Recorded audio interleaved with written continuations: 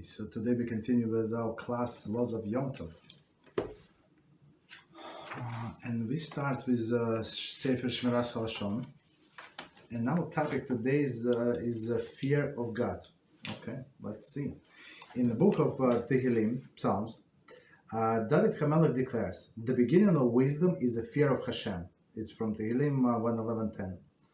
In the book of Mishlei, Proverbs, David's son, Shlomo, declares, the beginning of the wisdom is to acquire wisdom. There is the wisdom of Torah, Mishlei 4:7. This is no contradiction, for our sages have taught, if there is no fear of God, there is no wisdom. If there is no wisdom, there is no fear of God. It's from Amos 3:21. Elsewhere, Shlomo teaches, if you seek it out like the silver and search it like the buried treasures, then you will comprehend the fear of Hashem and the knowledge of God you will find. It's from Mishlei 2 and verses 4 and 5. Those who search for silver or other precious items do not engage in such pursuits for a day or two. They pursue their quest relentlessly until discovery and then begin to search for more. So it is with fear of Hashem. A Jew who forever ponders his Creator's greatness and the good which he continuously showers upon a man will forever attain the higher level of awe for one above. Without such a growth, one's wisdom will do little good. A person's lacking the fear of Hashem will be uninspired to fulfill the mitzvahs in all their details, no matter how well he has studied them. Moreover, his faculties will be untuned to those laws which govern their use. Fear of Hashem inspires a person to guard his tongue in accordance with laws which he has studied. A lack of such a fear causes one to ignore these laws. Unbelievable. Very powerful piece. Okay, so let's do it again and we're going to explain. So from the beginning. In the books of Tehillim, David HaMelech says, the beginning of wisdom is fear of Hashem. So, and as we explained in the past, so what does it mean? Simple understanding. In order to fear Hashem, like the one that you cannot see, you cannot comprehend, basically. I mean, you cannot sense, right? So only with comprehension, only when you have a wisdom, or like a deep wisdom, then you know who is Hashem and what He's capable of doing, right? And that everything depends on Him, and then you're going to fear Him. In order to fear Him, you must have wisdom. In the book of Mishlei, David's son Shlomo declares the beginning of wisdom is to acquire wisdom. So one know how to get the wisdom. So you start wisdom is the Torah. That's the only wisdom. Other things secondary, right? So you how to get wisdom? Wisdom meaning the fear of Hashem. You learn Torah. Continue. This is no contradiction, for our sages have taught, if there is no fear of God, there is no wisdom. Right? So meaning very interesting. If there is no fear of God, there is no wisdom. So meaning that person does not understand. If there is no wisdom, no fear of God. Okay, it's from Amos 3:1. Right? If no wisdom, meaning a person does not know what, like a child, small child, like sometimes they fall out of the window, right? So why not adults? Adults, if they want to jump out of the window, but why? Where's the problem? Or they like fall out from the balcony or something, right? Why? Because they have no wisdom. They don't understand. They're playing, right? And then it's after that they fall, right? So fear of consequences is a wisdom. Elsewhere, Shlomo teaches, if you seek it like silver and search it like a burden of treasures, then you will comprehend the fear of Hashem and knowledge of God you find. Okay, so again, if you seek it like silver, so meaning people spend days and nights and months and years in seeking treasure, right? And search like a burden treasure, right? Or a person in pursuit of job opportunities, right? Not only I mean, it's in all the senses, and will comprehend the fear of the knowledge of God you'll find. So only if you understand that Hashem says, and we actually made a clip just recently, that the only thing that Hashem calls treasure is the fear of God. That's it. Not the wisdom, not the knowledge of the Torah. The only wisdom the only treasure he calls is the fear of God, right? Yiras Shamayim, and in order to get that, like a person must learn and look everywhere, right, to find it, right? But why you need to look everywhere? Because you know it is treasure. Those who search for silver and other precious items do not engage such pursuits for a day or two. They pursue their quest relentlessly until discovery, and they begin a search for more. So, and what I noticed, and I had a conversation with someone just recently. So some people, they look for a quick fix, whatever they could do is a shortcut, and they don't have patience and stuff like that, and whatever they can, and they ask for a quick fix formula in every field. And it's sometimes I don't understand how is it possible. But about your job, did you go a shortcut formula, or you actually study? You got some certification, you got the education or two educations, and then you got this job, and then you read books, and then you watch videos, and then you went to a training to get a job. But to advance in Judaism, you think it's so simple? It's not. It's not. So we have to do as these people, right? We have to learn from everybody, and you have to we have to learn from these people who hunt for treasure. So it was a fear of Hashem, right? So it does not come easily, it does not come on its own. It's opposite. Satan is doing everything from prevent us to acquire this precious trait. A Jew who forever ponders his creator greatness and good, and the good, the which he is continually showered upon the man, will forever attain the high level of awe from the above, for the above, right? So what does it mean? So a Jew who ponders on the creation Hashem greatness, right, and good that he continuously does it. So lower level of fear is a fear of punishment, right? But higher is a level of fear is actually when a person is in awe before Hashem, because he does not want to spoil this relationship. He does not want to upset, right? So same is a relationship. Sometimes your wife said something or husband said, and the other side does not answer. Not because they're afraid that he's going to slap her or she's going to slap him, right? Or she's going to poison him. No, because they don't want to spoil these relationships, right? So you're extra careful. Without such a growth, one's wisdom will do a little good. So meaning if a person is not going to this direction, acquiring wisdom in order to get fear of Hashem, this wisdom, it's only pages. They know books, they know who said what, they can quote things, but they know some interesting answers and questions. This one, everybody when 2 months of Adar, and one boy was born in his first Adar on this date, and the second and that date, and then when it's only one Adar, so the birthday of this one is going to be before that. All of these things, it's irrelevant things, right? But what we must work on, fear of Hashem. A person lacking fear in Hashem will be uninspired to fulfill the mitzvah in all of the details, no matter how well he studied them. So meaning, what does it mean?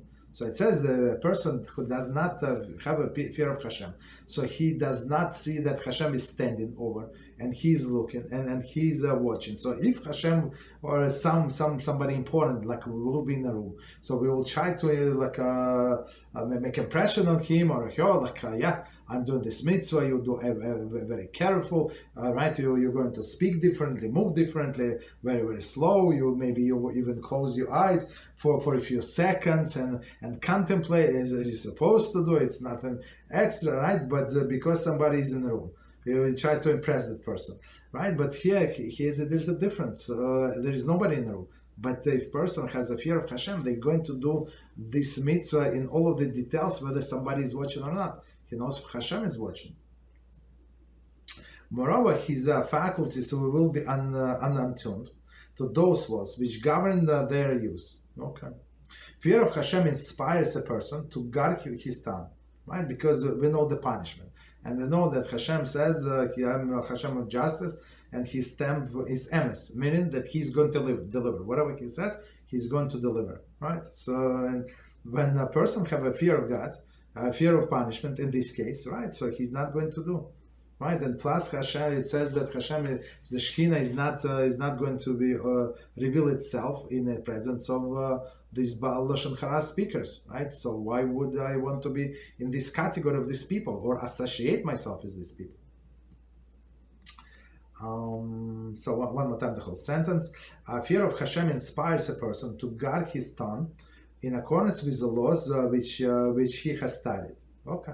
The lack of such fear causes one to ignore these laws. Okay.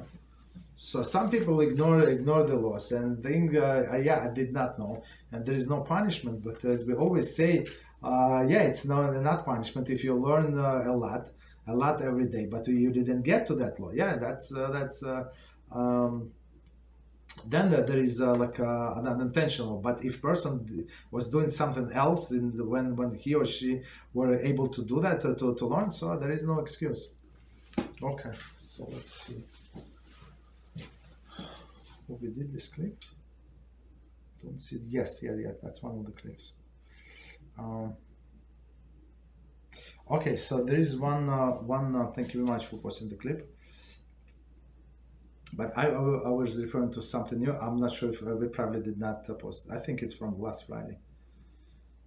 Okay, Okay, thank you very much. Okay, Kavod. Would it be easier for someone to acquire this higher level of awe of Hashem? So it's not fear. It's awe, right? Awe of Hashem. Even if a person did Teshuvah in a not so painful way, in comparison to those who did. Okay, so let's read again. I'm not sure. Okay, so one more time. Would it be easier for someone to acquire a higher level of... Yes, that's the thing. Okay, apologize. Would it be easier for someone to acquire this high level of awe of Hashem when a person did Teshuvah, when the person did it not in so painful way, compared to those? I think I'm not sure if there is any difference in what way you did Teshuvah. So if Teshuvah, but Teshuvah must be real, that the person is not regretful what he did or she did about the olden days, right? Then whatever works, but it's gradual story. So I think it's maybe it's chapter 19 or 18 from Yiras Shamayim. So out of 26. So if you know, it's like it's very, very high level, very high level. But since it is not in the end of the book, so meaning that it's all achievable for all of us, and we just follow the steps. Follow the step, Yiras Shamayim, like he delineates all of the steps. Maybe one day we should learn this book in this class, right? And explain a little different, like with from everybody else. I mean, meaning like with our own twist, right? But I don't see any difference. So even if a person did Teshuvah in a painful way, right? If at the end of the day the person is in what is it in a program, if you can say it, so there is no difference, right? So okay, so continue. All right.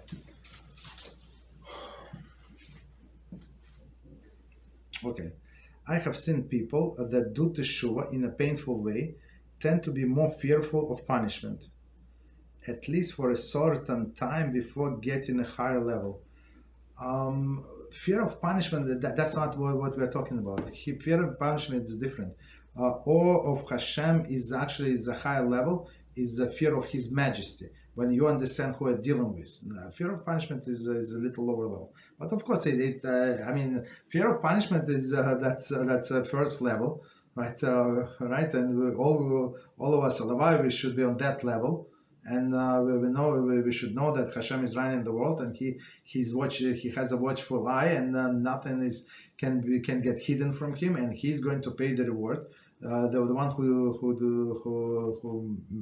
meritorious, and He's going to punish all of the people who are sinful, right? So, and if a person understands, if I'm not going to do Teshuvah, I'm going to get punished. So yeah, that's fear of sin. Okay. All right, so let's continue. So we're on, very interesting. We're on chapter number 35. We continue the laws of Yom Tov, chapter 35. And very interesting topic, very deep topic, a very long topic, right? That's why we stop in the middle of the chapter. It's Eruv Tavshilin. Right, so it's Eruv, just to summarize quickly, we're not allowed to cook on Yom Tov for the next day, right, or for a weekday, and even for Shabbos. So, right, so for the next day, even if it's Yom Tov, on the first day of Yom Tov, you're not allowed to cook on second day of Yom Tov. On the second day of Yom Tov, you're not allowed to cook on Shabbos. And sometimes the second day is Shabbos, so you cannot cook on first day. On the first day for Shabbos,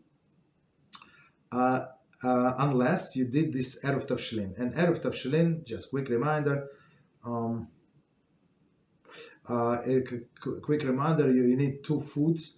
One is baked, so it could be matzah, it could be bread, bagel, whatever you do, that doesn't matter. So it could be your own, your own. I mean that you baked or you bought from the store. That it's irrelevant.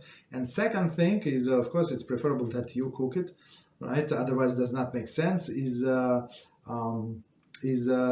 do eggs, something boiled, like something cooked. So meaning that we want with this Eruv, we're going to allow two processes.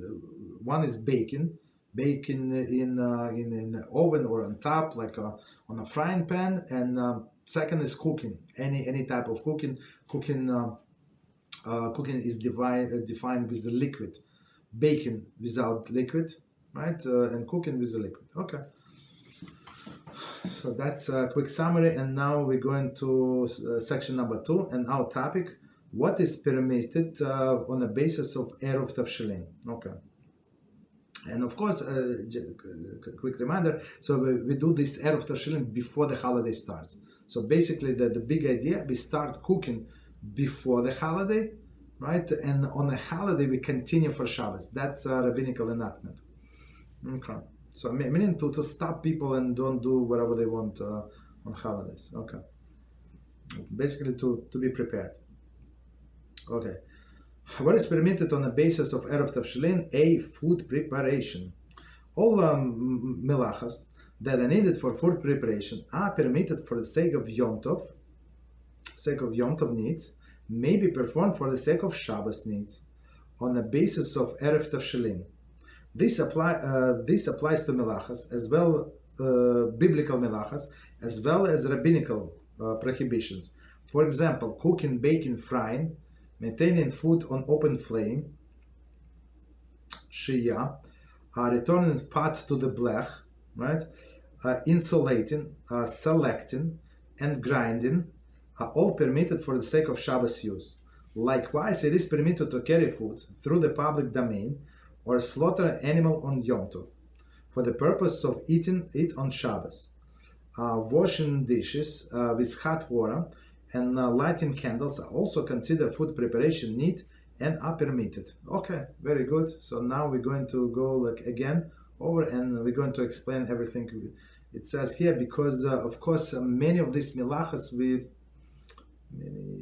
Some of them we cover in different chapters, but let's do a summary so it would be very beneficial. Again, all melachas that are needed for food preparation are permitted for sake of Yom Tov needs, permitted for sake of Shabbos needs, on the basis of Eruv Tavshilin. So if we did this Eruv Tavshilin, right, we can do any food preparations, and as a verse that it was based on, that everything that person is going to eat, right? So meaning that we can do preparation of food from the beginning. From what is the beginning? From shchita, then checking the lungs, all of this skinning the animal, of course, and then cutting in parts, salting this, that, and they have things, and all of this is permitted, right? Then you can cook, you can do everything that you need. Only if you did Eruv Tavshilin.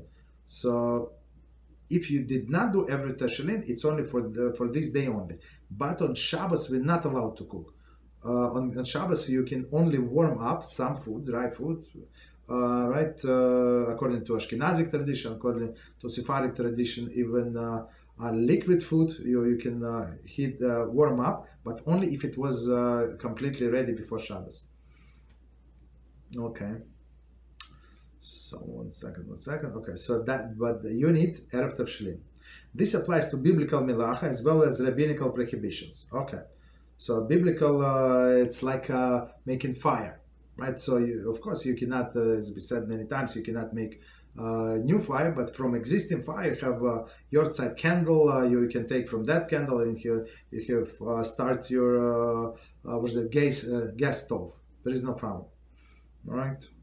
Or you can turn on the hot water faucet, right? You need to wash your hands with the soap after working with meat, right? No problem. That's absolutely allowed, right? On Yom Tov, right? Even though you do it for Shabbos, right? There is no problem, and that's on Shabbos. Of course, it's absolutely forbidden. Okay, so again, going through the examples. Example: cooking, baking. Right, cooking is with liquid. Baking is usually in a stove. Frying is questionable. What is it? As we said before, it depends how much oil. If it's a little oil, the minimum requirement oil, so it would not get stuck to the frying pan. So it's baking, right? But if it's more than that, right? If it's covering oil completely covers whatever we do, it's cooking. If it's in the medium, like more than necessary, that's questionable. Okay, right. Then we can maintain food on open flame. So on Shabbos, as we said, it's absolutely forbidden to put the food on open flame. If you leave it there, there is no problem. So if you on a Friday night, if you put a pot on an open flame on a stove and leave it there, no, there is no problem. There is no problem. So of course you would not be able to return it if you need it, but you can leave it there, and whenever you're ready to serve, you just take and serve. But that's it. You cannot put back, right? But on Shabbos, if you want to return the dish, so you would need to be covered with the blech. Even if you just take it for 1 second to serve, for example, whatever, so you would not be able to put it back. Okay. So next Melachah is returning pot to the blech, as we said. So in order to, for example, you have your soup, right, on a blech, and Friday night you want to serve, and then you want to put it back, so to keep it hot. Maybe somebody would want more, or some people are coming late, for example, right? So you want to maintain it hot. So you have to. There are 5 conditions under which you can return back to the blech. Otherwise, not. Of course, blech is one of them, right? But on Yom Tov there is no problem. You can do that. And even in Yom Tov, in preparation for Shabbos, continue insulating. So insulation is also absolutely forbidden, right? So it's one of the melachas on Shabbos for sure. I mean, there is way if it was insulated before, if it's not covered completely from all of the sides, but not on top, or it's not touched tightly and stuff like that. So, but on Yom Tov, no problem, you can insulate, even if it's for Shabbos. On Shabbos, you would not be allowed to insulate. Selecting, borer, right? So selecting on Shabbos, as we remember, you cannot select bad from good, right? Not. So if you have cluster of grapes and one, two is spoiled, you cannot take the spoiled and throw away. You can only take the fresh one and eat, and leave the bad one, right? Just leave them. But on Yom Tov, even though you're preparing for Shabbos, so the laws of the Yom Tov apply. Meaning what? That you can take bad from good. There is no problem. Right, so something bad you can remove. There is no problem. You can wash some things because on Shabbos it's not so simple. So in borer you can you can use all of the special utensils. What are the special utensils? The first comes in my mind the perforated spoon. Right, you can take whatever is perforated spoon for sure. The borer is special utensil. Okay, grinding. Right, so grind on a grater, especially things that were grown from the ground. On Shabbos, it's absolutely forbidden, right? Because there is a Melachah of grinding, the grinding of wheat, right, or other grains. But only that something that grows from the ground, not something. This Melachah does not apply something that does not grow from the ground. For example, eggs. Like, or chicken, you want to do chicken salad? Maybe not a good example. Maybe tuna salad, right? You have a tuna and it's like a chunk, and you want to make it tiny pieces. There is no problem, right? Because it does not go from the ground. Next one. So all of this. So on Shabbos it would be absolutely forbidden, right? So for example, grind carrots or something, right? Not grind, like grated carrots.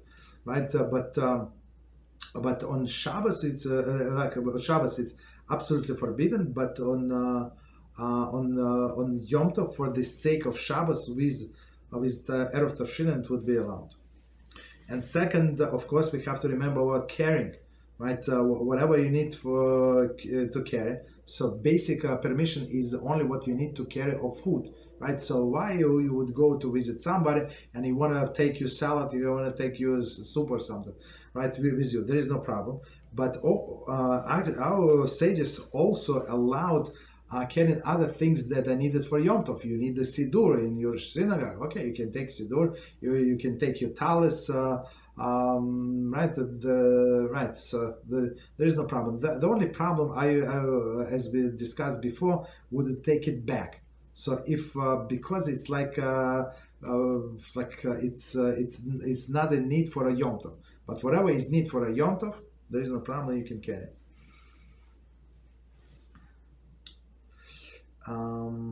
Okay, so one more time the whole sentence. Likewise, it is permitted to carry food through the public domain, or slaughter an animal on Yom Tov for the purpose of eating on Shabbos. So in all the days they did not have refrigerators and to preserve meat. It was very difficult, and of course, as we said, some people like only fresh meat, fresh food. So of course, if you just slaughter this cow, and somebody told me, I have one acquaintance of mine, so many years ago, he told me he lives not too far from the slaughterhouse, right? So like the small, I think they do only chickens or goats, like they don't do cows, right? It's in a city, in a city limits, right? So he said, you do not understand what's the difference between just freshly slaughtered chicken and whatever you buy in your supermarket. Okay, so I mean, we all understand that.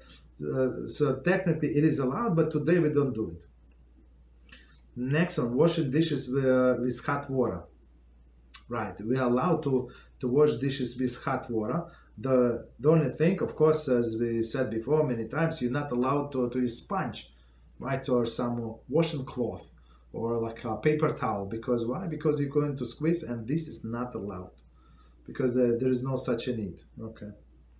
Okay, but with hot water, dishes that you need for Shabbos, technically, you can wash. And plus you can light candles, and it's very important. So I think we discussed it a little last time, or the time before that. Time before that, when we were dealing with lighting candles, because technically, right, you cannot do preparation before before the day is over, right? I'm talking from one day of Yom Tov until the next day. So it says you can light candles after this such time. Let's say after 9:15 you can light the candles for the second day of Yom Tov, and only from that time you can prepare. So until then you cannot take out the dishes, you cannot do this, that, absolutely nothing, because it's preparation, chachana, right? Absolutely forbidden. But on Shabbos, you cannot light candles on time. Well, when it's dark, dark, because it's Shabbos, you're not allowed to light the candles. So it is exception, and our rabbis allowed us to light candles on if it's a second day. So if Shabbos coincides with second day, so you followed after the second day, so you will light the candles normal time for Shabbos candles. Okay. Continue. All right, so I think we explained. Next one. So we did a little overview what we learned before. B. Needs other than food preparation. There is a dispute among the authorities whether Eruv Tavshilin permits the performance Melachos for Shabbos when the benefit is unrelated consumption of food. For example, if one is permitted to carry a machzor or siddur in shul on Yom Tov for Shabbos.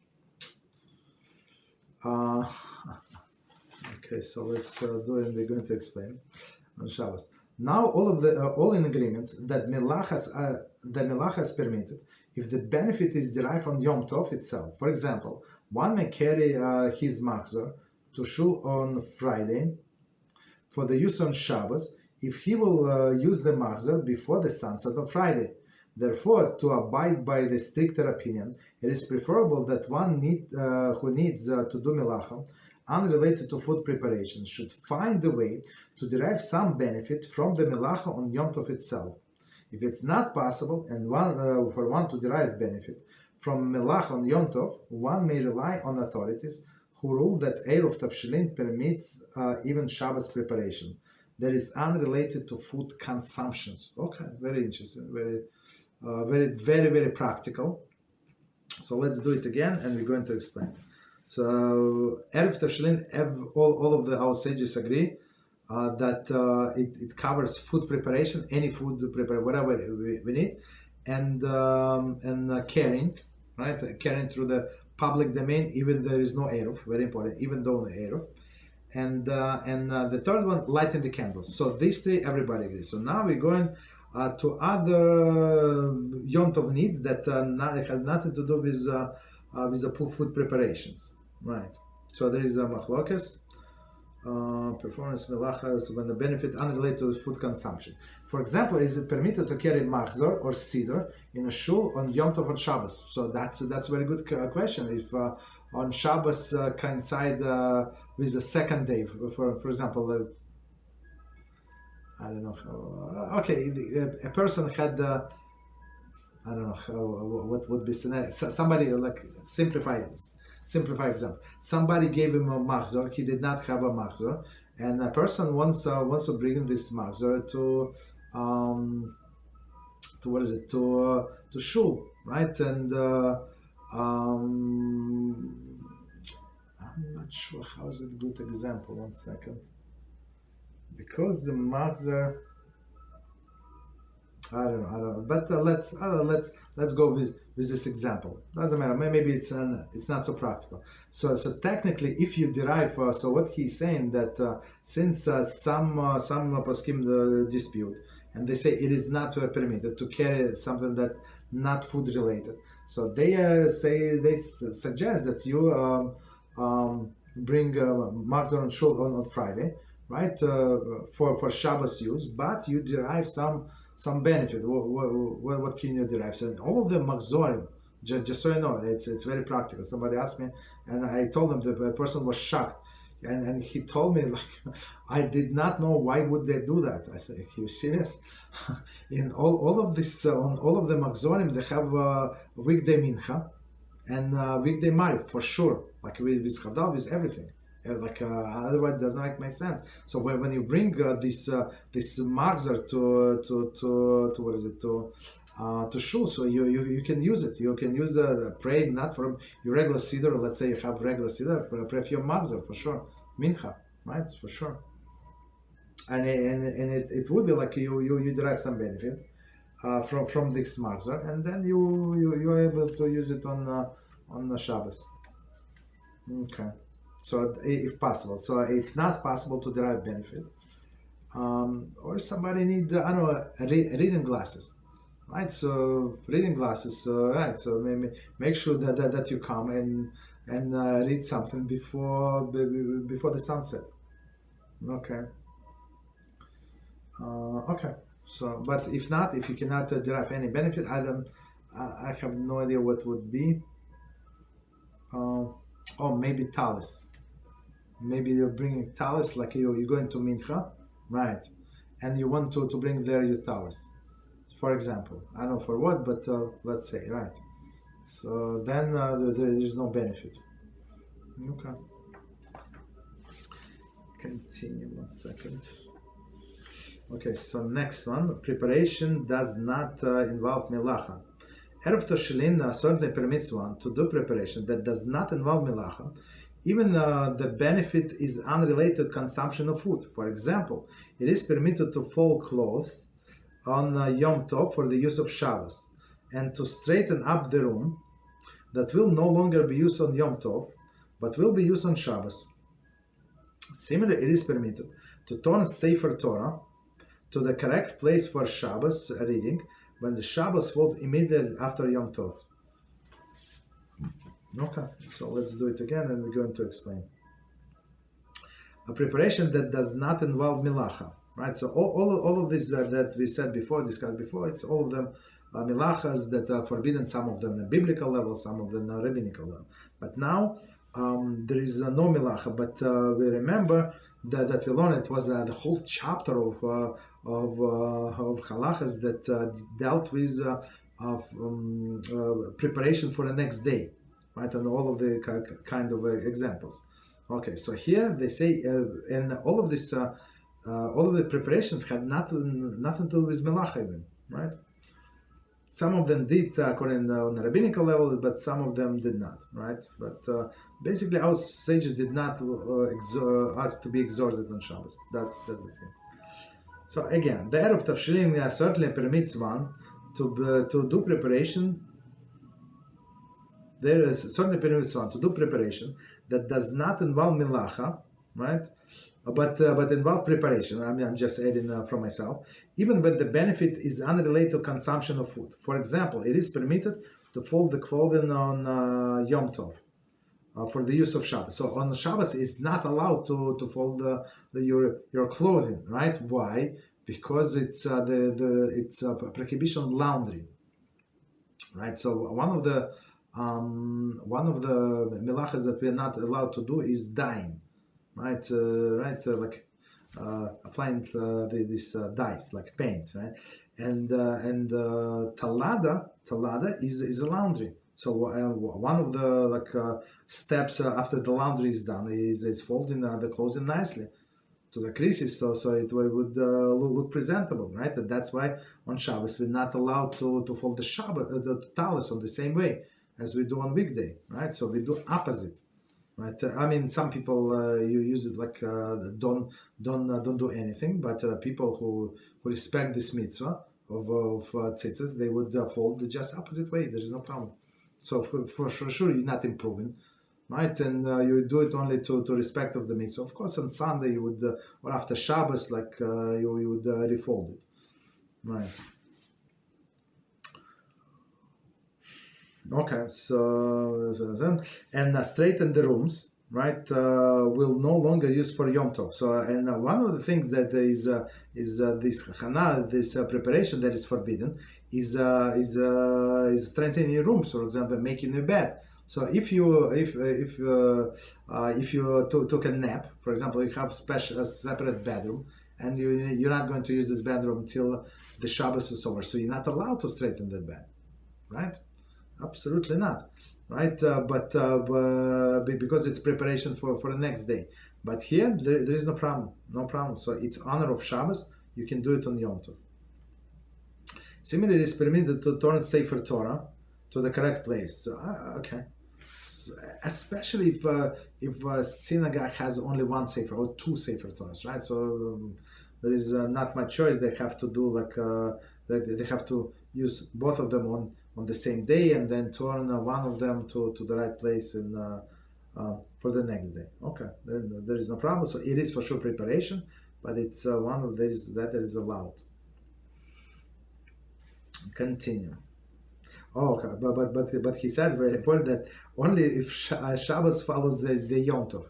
So yes, for example, Yom Tov was on Thursday and Friday, and they read from not from the parasha of the week, but from the section that we read on Yom Tov. Of course, it's different. So right, different from regular parasha, so you can prepare the Sefer Torah. Next one, D. Preparing for Shabbos on Thursday. The Eruv Tavshilin serve only to permit Shabbos preparation on Friday, right?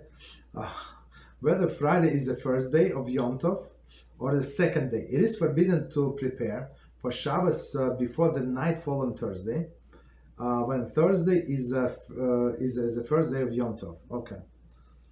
So it could be two situations. So one situation is it's 2 days of Yom Tov, Thursday and Friday, and then Shabbos. Or it could be Friday, the first day, and Shabbos is Shabbos and Yom Tov on the second day. So we're never allowed to do all of the preparation on Thursday.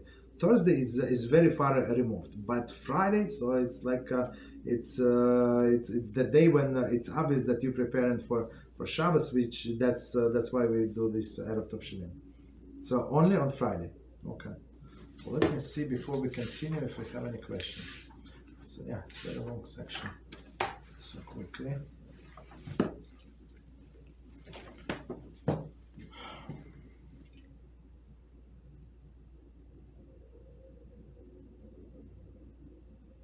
Okay, so it's not general question. Okay, general questions, no problem. So continue. Let's do a little more. So section number 3, and it says establishing Eruv Tavshilin. Okay. So Eruv procedure. Here we go. A. Eruv procedure. The procedure of establishing Eruv Tavshilin is as follows. One, I was sure that we covered that. Okay, sorry. Okay, but okay. The procedure for establish the Eruv Tavshilin is as follows. One, prepare cooked foods and baked item. See below. Okay. Holds them in his right hand and recite the blessing. Okay, I'm going to skip. Who sanctified us with his commandments and commanded us concerning Mitzvah Eruv. Right. Mitzvah Eruv. Okay. So take two items in your right hand, right? Meaning egg and let's say matzah or what is it? Dinner roll. Whatever you do, pita, bread, doesn't matter, right? After reciting bracha, one says the following text: with this Eruv, let it be permitted for us to cook and bake, to bake, cook, insulate, light the candles, make preparation, and do all of other needs on Yom Tov for Shabbos. So it's very, very important to say this, right? And I think our sages say you must say it in the language that you do understand. So other things, other blessings, you're not allowed. You're not obligated to understand. Like general idea, yes, but no problem. But this one and declaration, for example, on Pesach, when you nullifying chometz, so it's actually in all of Ashkenazim Sidrim, it's written in Yiddish, right? Because most people now it's maybe not so common, but so like in your language, you have to say it in your language. So in the sense, same as Eruv. if he says this. One who does not understand the meaning of the text in Hebrew must recite the language he understands. Yeah, exactly. Right. So these two for sure. Right. As we always say, you must learn in the language that Torah in the language that you understand. And some things, even there is a blessing, or you're pronouncing something, so it must be also in the language that you do understand. Same with Hataras Nidarim, right? When a nullification of the vows, like if you do not understand what he's saying, how is going to work out for you, right? Not so good. Okay, so continue. It is, and some people that they try to be a little hero, big hero, and then they read like when in the panel, in front of the panel of three judges. I mean, usually like three of us would sit, one of us would stand and write and say all of this text. But sometimes people do not understand, or like half of this understand.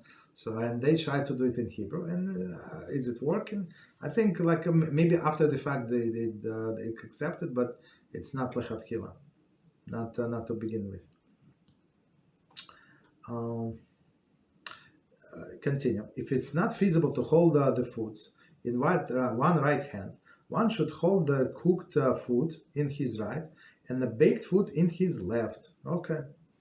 So I mean, for whatever reason, maybe you have challah, egg in a challah, right? Big challah, let's full size challah. Like how exactly you're going to?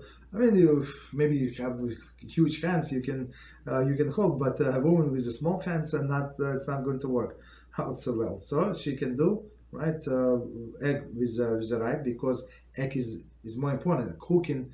When we say cooking, it's actually in general, right? When we say cooking, we mean a different type of food preparation. In like, right? When woman say I'm cooking, so it does not mean she just doing cooking like soup or something. Look, she's cooking, but she's baking bread as well, or cookies or cakes. Is it cooking? I mean, we call it baking, but it's under general umbrella of cooking.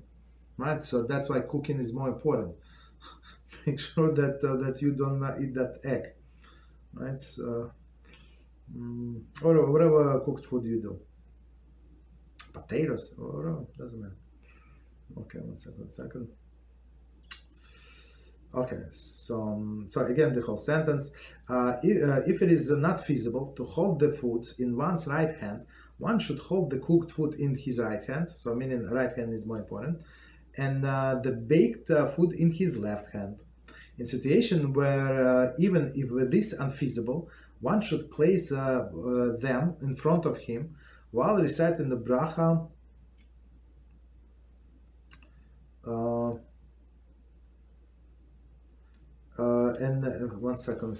One second. So meaning, what would be the case? Maybe the person is old, weak, the hands are shaking, so they can put it on the plate, one next to another, and then they say a blessing and this declaration, right?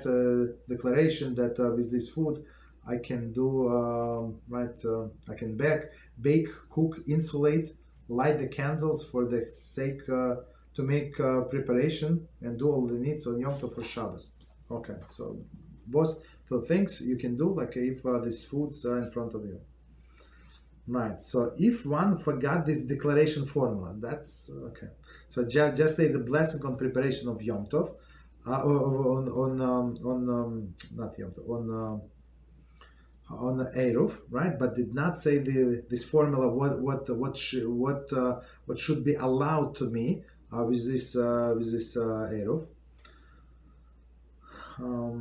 So again, if one forgot to say this formula, and remember, before Yom Tov, he should take the Eruv in his hand and say it then.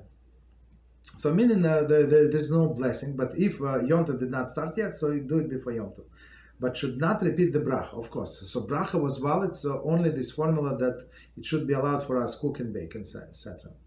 If he did not remember until it was Yom Tov, he should follow the rules described below for someone who forgot to prepare the Eruv.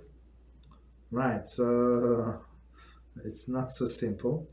Some exception to the procedure described here are set forth in below section 5. So let me see. Where's the next section? Okay, so let's do a little more.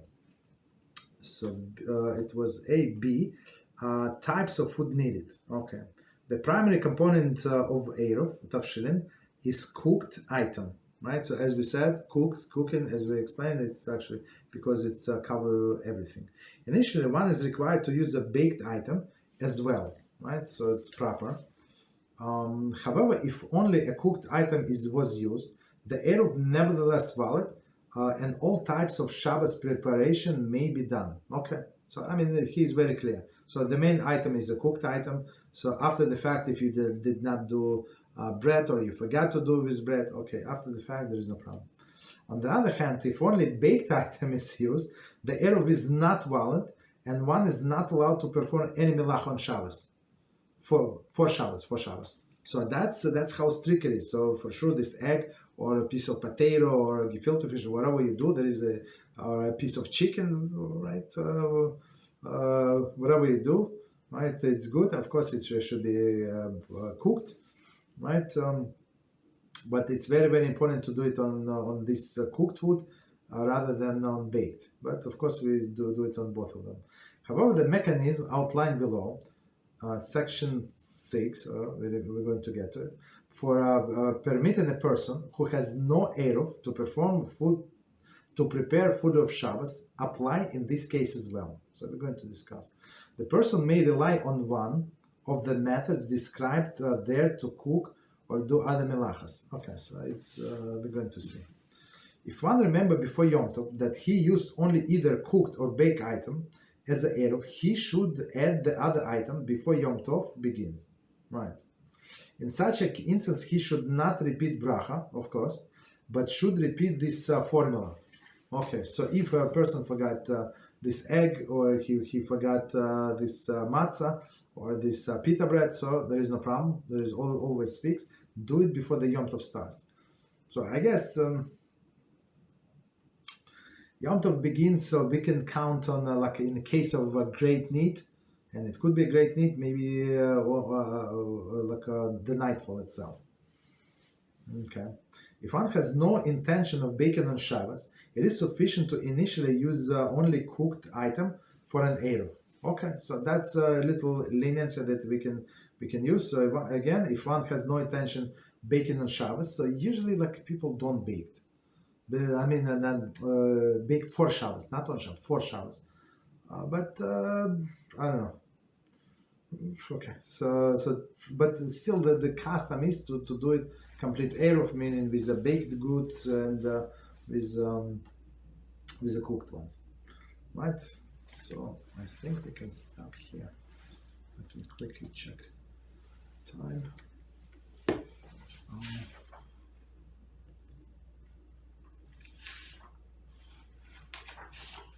second, sorry. Let's stop here. I mean, it's too long.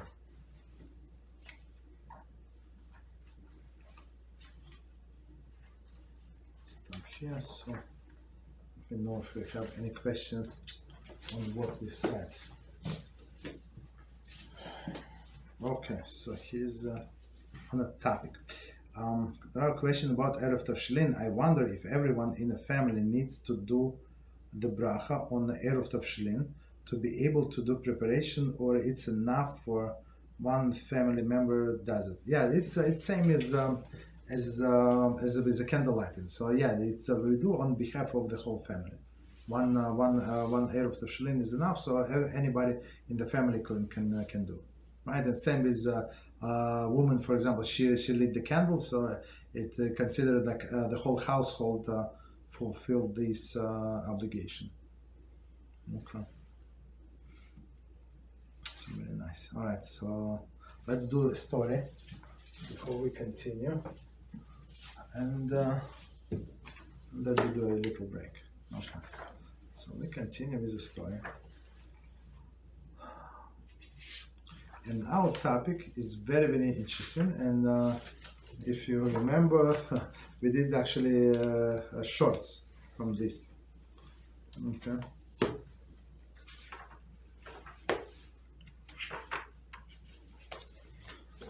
And it says Shabbos donation. It's Parshat Tzav, Shabbos donation, and it's based on a verse Vayikra 7:12, and it says if he offered his sacrifice in thanksgiving. Okay. And Rashi said if he offers his sacrifice in thanksgiving. Okay. And it says, Rashi says, thanksgiving is for a miracle that occurs to him, such as surviving at the sea voyage, trek across the desert, released from prison, or recovering from illness. For all these things, one must express one's thanks. As the verse states, let them thank God for His kindness and for His wonders and to the mankind, and let them sanctify offering of thanks, sacrifice, offering of thanksgiving. So to summarize, did we cover it in Kitzur Shulchan Aruch?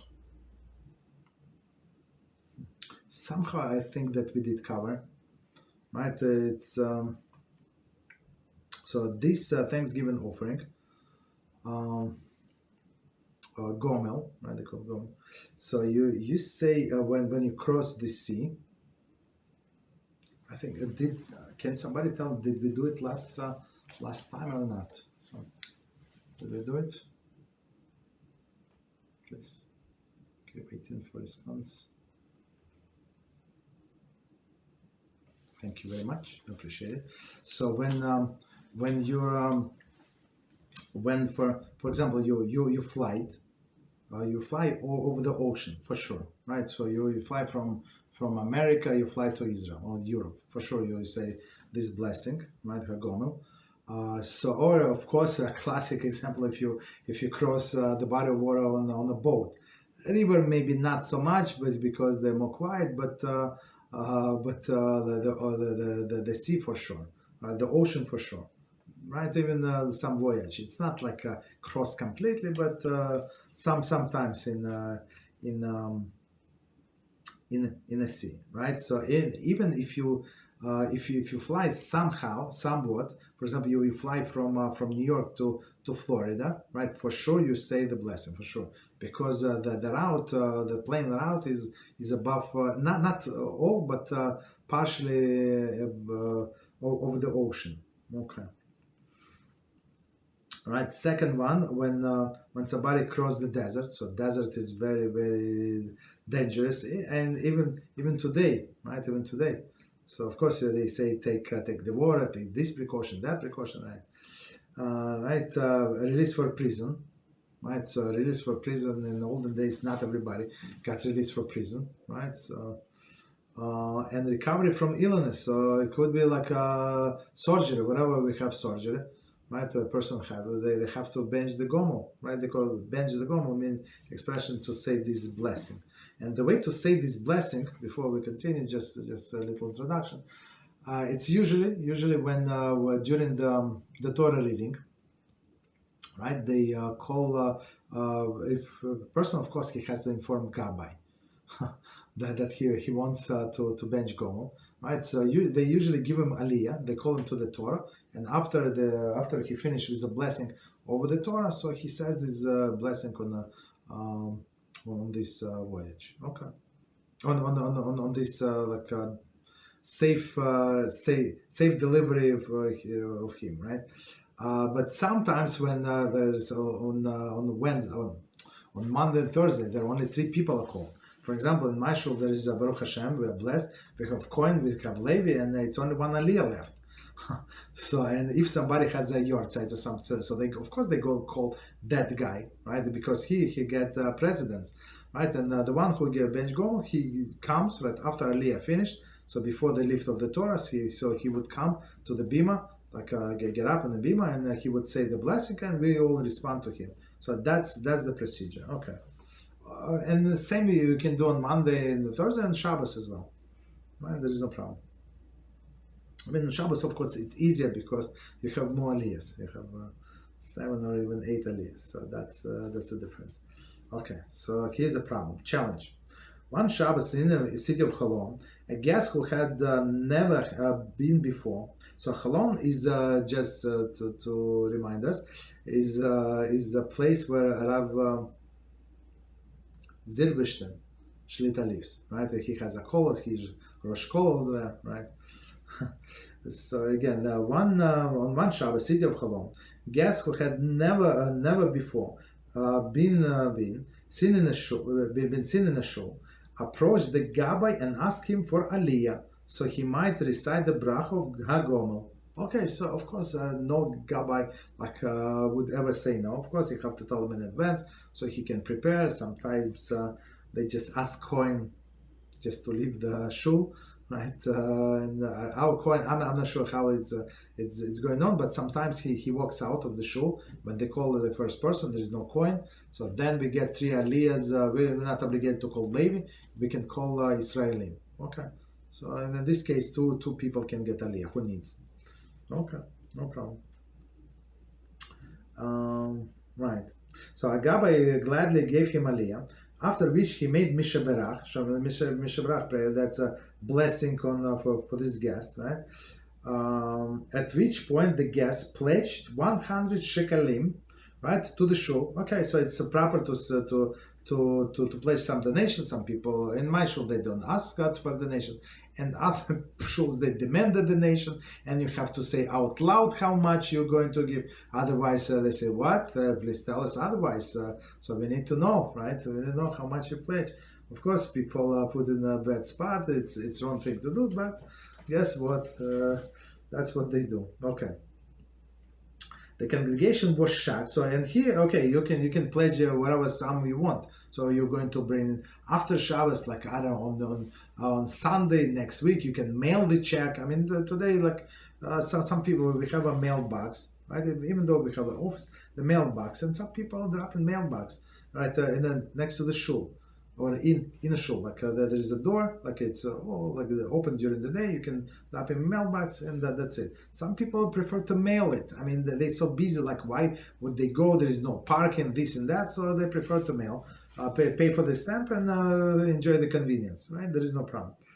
Right? But this person, okay, he pledged. The congregation was shocked when the guest actually pulled 100 shekel bill out of his pocket. There on a spot on Shabbos itself, and try to hand to Gabbai. Of course, we don't money is muktzah, so we don't touch the money. Okay, the Gabbai just stood there stunned as the guest held out the bill for him to take. Listen, the guest said, "I live in Haifa, and if you don't take the money now, I cannot come all the way to back." So. Cholon, I think it's southern than Yerushalayim, right? Closer to the coast. I think it's between Beersheba and Yerushalayim somewhere. I think, if I remember correctly, right? So and Haifa is all the way in the north, right? So he said, "I'm not going to come from Haifa to give this money to you, right?" Later, if you want, I want to keep the pledge that I made, so please take the money. So, and all these people, not religious people, they so honest, they so like my word, if I give my word, is like it's something like very precious, which is not. And most of the time it's only show off, but right, they want to show. So now he said, like I promise 100 shekels, 100 shekels, just so you know, it's $27. It's not like a shul is going to close if he's not going to give his donation, but still it's a lot of money, right? Right, and he said, "Yeah, take the money." The flustered, right? Gabbai tried to explain to the guest that handling money on Shabbos is forbidden, right? It's muktzah, but the guest would not hear of it, right? So I mean, stop it with you, right? If you won't take the money, then tell me where the tzedakah box is, and I will put the money myself. And many times, like in the shuls, they have a tzedakah box like next to the door, like people someone to come in and just live tzedakah and go out. Right? So I mean, there are always like the tzedakah box somewhere. right? So I mean, it's always open, so you can do. So that's what he's saying. Like, just tell me that. Don't show me. Just tell me where is it, and I'm going to put it myself, right? The longer you wait, the longer you make you wait here, the longer I will handling the money, which is you say forbidden, right? So now he becomes Talmid Chacham, and he goes. So that these people is very brazen, of course. So he said, look, you told me it's muktzah, right?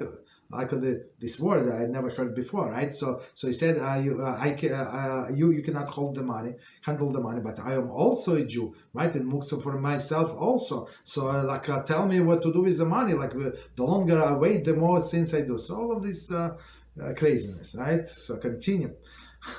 The expression of his face and the tone of voice did not seem to be at least belligerent. Okay. So the guy does not understand. He was simply ignorant of the laws of Shabbos. He then pleaded with Rabbi to take the money and not to embarrass him in front of the entire shul. So the entire shul is watching. And he started asking Rabbi, please don't embarrass me. Like, take the money, do something. The Rabbi did not know what to say. And today I explained to somebody. So it was a very strange situation. Right, well, whatever situation happened, and person behaved like not normal, abnormal, whatever, and he's supposed to be like religious person. So I said maybe like when in a state like a very unusual situation, a person just freezes and he or she does not know what to do. So it's not like absolutely for sure that they did it on purpose, whatever, even did something wrong or not smart, but just because they froze, like they stood like froze in action. Okay, it's also possible. So that's what happened to Rabbi. I mean, he did not expect it. Finally, the man found his own solution by placing the money on the bima, right, where the Torah read, beneath the velvet tablecloth, right.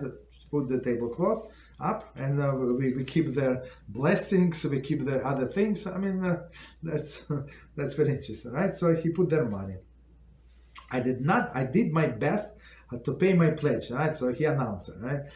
You can take it after Shabbos, he said, and left the shul. Of course, he went on Shabbos, he went to his place. After Shabbos, the Rabbi called Rabbi Zilberstein, Shlita, and ask him what should have done and what he should have done, meaning in that situation, and what he should now do with the money. Solution. Okay. To prevent the guest from continuing handling the muktzah money, he should be told to put it down in a safe place in a shul. Let it get stolen, right? For sure. Because why? The shul is responsible for this money. Okay. After Shabbos, the money should be sent back to him.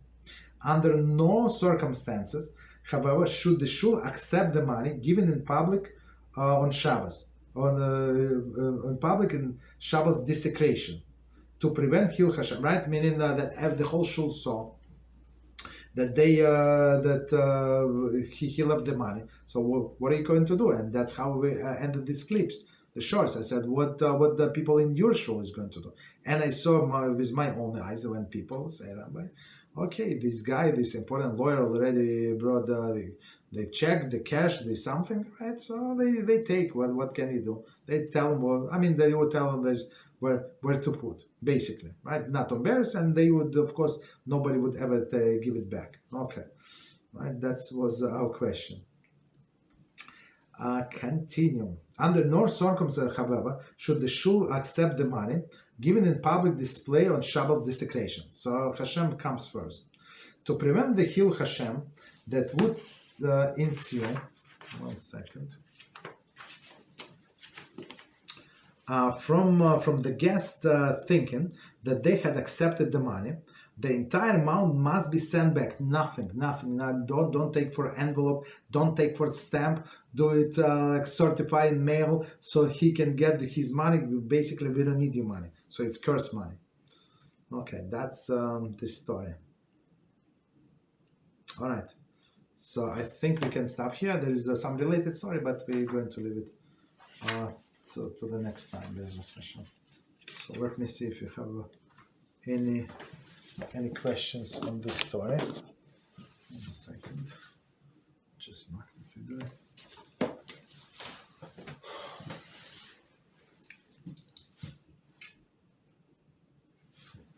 Okay, question.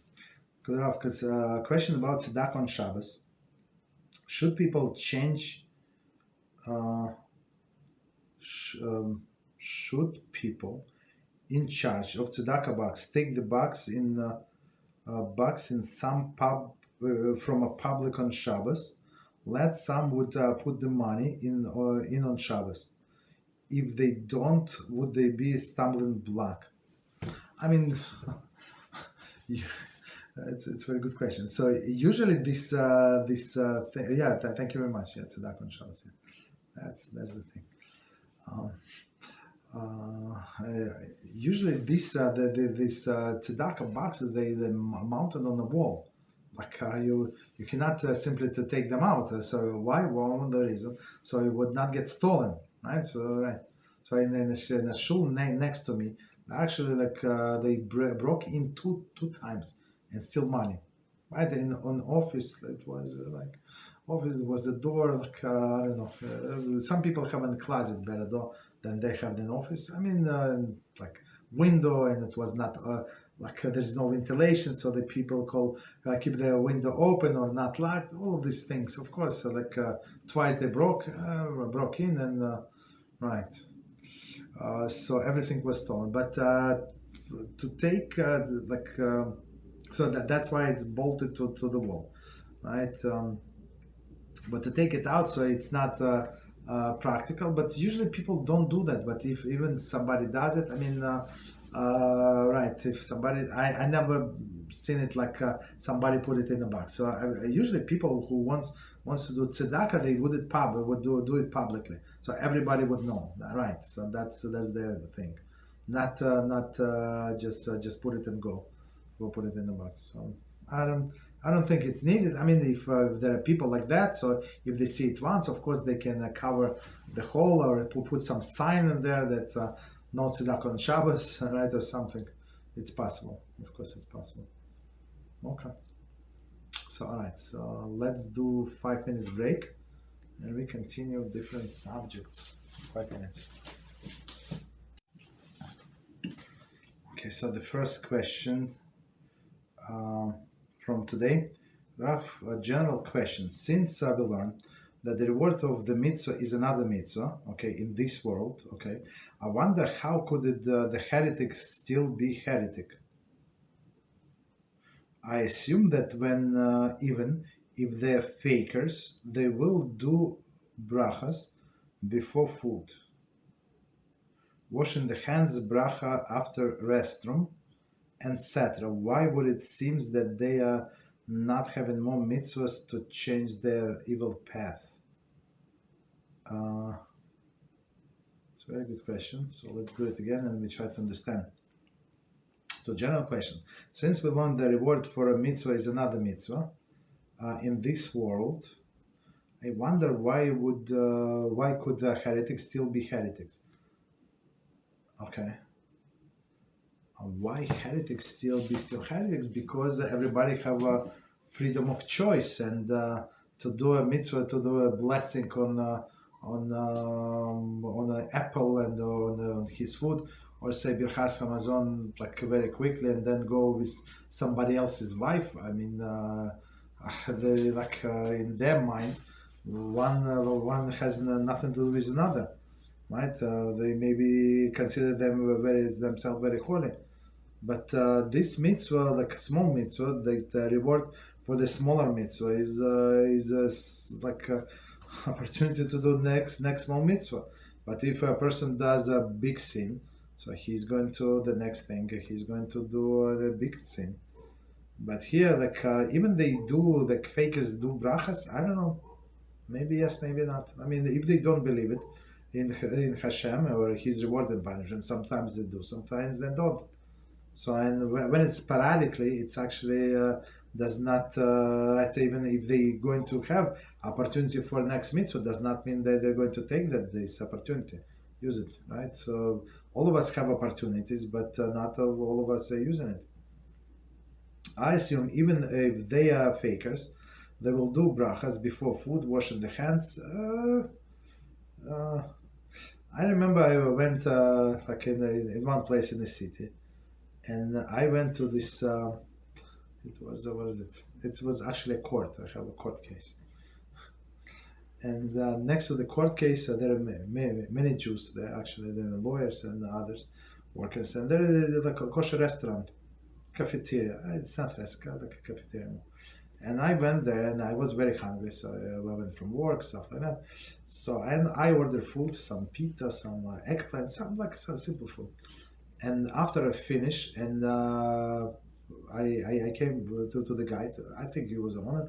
I said, "Where can I get a bencher?" The guy was he was started smiling. He was started running around. Thank you very much, and he brought me bencher, this and that, some extra some desserts. And so what's going on? He said, no, you don't understand. Not I asked people, the bencher is there. He showed me there are benchers all around, but people don't use it. Many people don't say Birchas Hamazon. But I said it's pita, it's 100% bread. He said, yeah, that's what I say, that's what my rabbi said. But some people say, no, it's snack. You understand? So people there, I mean, even they eat kosher, but they never, not all of them say Birchas Hamazon. I mean, maybe what the guy was very, very happy that I came over to him and asked. I mean, he knows that he's not allowed. I mean, if a person would eat and come to him, did you bench? He's not going to do that, right? So it's very interesting. So not just because people eat kosher, they wear yarmulke. Do they say brachas all the time? Maybe yes, maybe no. After resum, we hope they do, if they remember, right? But it's not going to these things are not going to change the evil path. And even I would tell you more. Even if they do a lot of this. Small mitzvahs, but they in their mind they justify themselves that they are righteous, and they do big sins without any regret. That's the problem. Okay, so next question. So there are a question about Yiras Shamayim. We know that this midah is one of this midah is the only one where we don't receive assistance from Hashem. We don't. For Yiras Shamayim, if person asks for it, okay. So let's see. Let's continue. And unfortunately, it can be missed by Yetzer Hara on scholars. It can be misused. Misused by Yetzer Hara on scholars and people who delve deeply into the Holy Torah, making them believe that they are very humble because they are very knowledgeable. Okay, very interesting. It happened to Korach. I don't think Korach thought that he's humble, but okay, let's continue. My question is, okay, how can develop the precious midah of humility and emulate Moshe Rabbeinu, given that it seems like impossible task? Okay, I think there is several topics here, but okay, let's break them. Question about Yiras Shamayim. Okay, we know that the midah is the only one where we don't receive assistance from Hashem. So meaning the person is saying that everything, it's midah is we have assistance from Hashem for different midas. The midas is character traits. I mean, if we ask Hashem, yes, He's going to help us. If we ask Him to be God-fearing, I think He's going to help us, right? But choice is still ours. So, like, if a person wants to do, even if he most of the time he's looks like God-fearing, maybe he is, but then opportunity comes and he can do the sin. Right, so the thing is that the problem is the freedom of choice. Okay, so but this Yiras Shamayim, the fear of heaven, should stop a person from the sin. That's the thing. That's Hashem hell. Okay, I think he would if you ask him, right? So if you ask him, and it's unfortunately I would not remember exactly the wording from Michtav Miliyahu, Rabbi Dessler Zatzal. He said, and Hashem's actually why would it's exactly your question. He said that it would look like that Hashem is breaking his rule, right? He over free choice. He said no, it is free choice. It's 100 free choice to ask Hashem. No, it's not something that you need. It's not like you need like water or a job or something like I don't know, a place to live. No.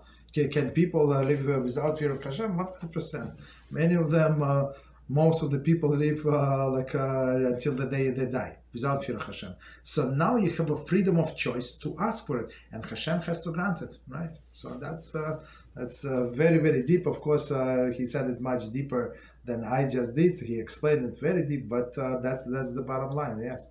So you can get assistance from Hashem to be a God-fearing person. You have to ask. Okay, so continue. I think those are the different topics. I mean, they are related, but a little different. And unfortunately, it can be misused by Yetzer Hara on scholars and people who delve deeply in the Holy Torah, making them believe that they are very humble because they're knowledgeable. I'm not sure why people would believe that they're humble because they're knowledgeable. I don't think. Usually people get a little arrogant when they're knowledgeable. But on one hand, but on another hand, when try compare these scholars try to compare themselves to the other scholars, they are exactly nothing, right? As happened to Korach. It was Korach was humble. I don't remember. Don't remember. He was he was trying to hide his agenda. He said, "No, what are you doing? You usurp the position. All of us are holy, right?" But he said all of us can be they take the position of Kohen Gadol. Of course, he meant himself, but that's what people usually do, right? When they want position, they want to get elected. They say, "Yeah, we're all brothers." Brothers.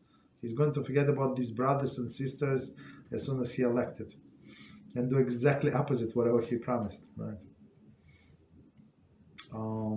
Right. My question is, okay, go to the question. How can we develop this precious meat of humility and emulate Moshe Rabbeinu? Given that seems likely it's impossible task. It's actually the answer to this question is in the Pirkei Avos. They say, how can a person be humble, right? And our rabbis explain that how we can be humble. So imagine all of the people are greater than you, right? And before I explain, there is a story about Moshe Rabbeinu. There is a midrash that. I just read. Why did I read it? Where exactly? I would not remember. But it was. It was in Yaakov. Yes. So now I remember. So it was. It was in that time when Moshe Rabbeinu was in Shamayim. I remember this story. So it's sages ask how many times Moshe Rabbeinu was in Shamayim. How many? Aron Kodeshim there were, one or two. So it's very deep discussion, very interesting. So it's a very interesting opinion. We're going to skip that. But one of the things that he experienced in Shamayim is Hashem gave him a vision of all of the generations, right? So all of the generations to come. And one of the generations was Rabbi Akiva.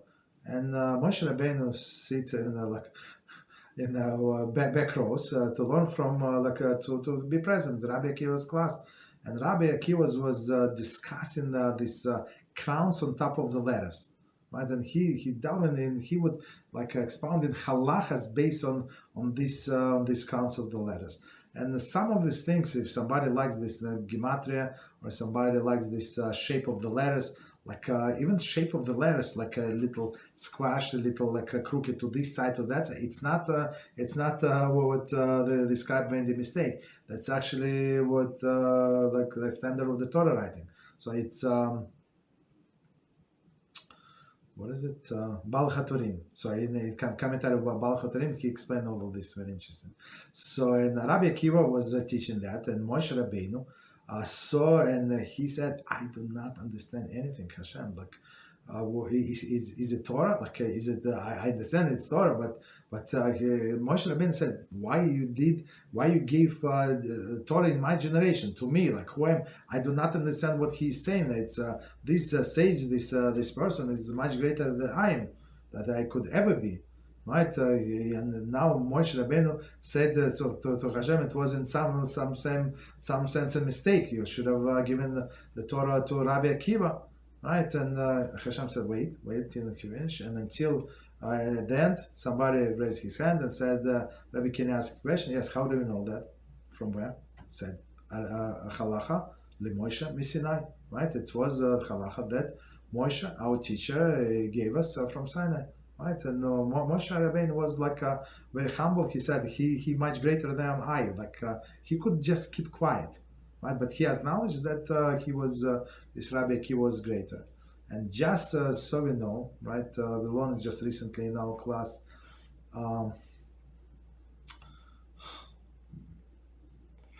Sefer Hachinuch, right? So it's very interesting. So when we say Halacha Moshe Misinai, right? Halacha that Moshe Rabbeinu received from Sinai, it's biblical. It's not rabbinical, it's 100% biblical mitzvah. That's why nobody argues on that. Very interesting, right? So Moshe Rabbeinu, like in his humility, he saw other people greater than him. And Pirkei Avos, I don't remember exactly what Mishnah was it, but Pirkei Avos teaches us that see other people as more superior than you. So this person, he's more knowledgeable than you. Okay, right, for sure, he's more knowledgeable. Okay, acknowledge it. So another person is more charitable than me, right? He will give more tzedakah. So another person, he does more chesed than me, right? He visits all of the sick. He attended all of the funeral. He attended all of the shivas, this and that, right? Another person is very charitable, meaning with his funds that he would take, make Sheva brachas in his house and invite 50 people, 100 people in his house just to make this Hassan and Kala happy, right? And me, guess what? I don't even consider invite anybody to my house. As somebody is good with his children, me, I always fight with my children. I want to kill them. I want them to move out. They're only 9 years old. Yeah, I wanted to move them out now. And look at his kids, they respect him, right? So you can respect him for that. Look how he treats his wife. So I wish I have such a relationship. So right, and same with all of the categories. So he's more like handyman. So I cannot bang a nail into the wall. I can bang my finger, like that's for sure, but not the nail. And the same thing you can find in any person, that he or she more talented than us, right? Somebody is better in computers. I don't know, they are right. So whatever. So always you can find some positive things that other people excel compared to us. So it's So that's a reason to be humble, very humble. Okay. As Moshe Rabbeinu, okay, he was the humblest man alive, but we're going to see, we're going to learn about humility in our Monday class, for sure. We did not get to it, right? We were just building the base, but humility and arrogance, it's still we're going to cover. Beezrat Hashem. Okay, so that's the answer. Eruv Tavshilin. So next question. It is said that while Yosef was still in jail, he would be still happy about his situation. Yet he told the cupbearer to help him get out of the jail. We will learn from this that it is okay to want to improve our situations, even while we feel generally happy with it. Toda. Very interesting question. So let me read one more time and try to understand. It is said that while Yosef was still in jail, okay, he would be still happy about this situation. Yet he told the cupbearer to help him to get out of the jail. I mean, it's very, very deep question. So let's break it in part. Does it say that Yosef was happy? I don't know. Let's put this. I don't remember reading that he was happy, even though we did Medrash Rabbi. Okay. I mean, okay. So I don't know. But even if he hold content, right? That Hashem is running the world. I'm here, right? And I did not do anything wrong, like in his mind, right? And he was still true to Hashem, and he was innocent in this prison. So he was doing his job, right? To be there. And when the opportunity came to him, right? He asked this person, and it is actually our duty, right, to do this as well.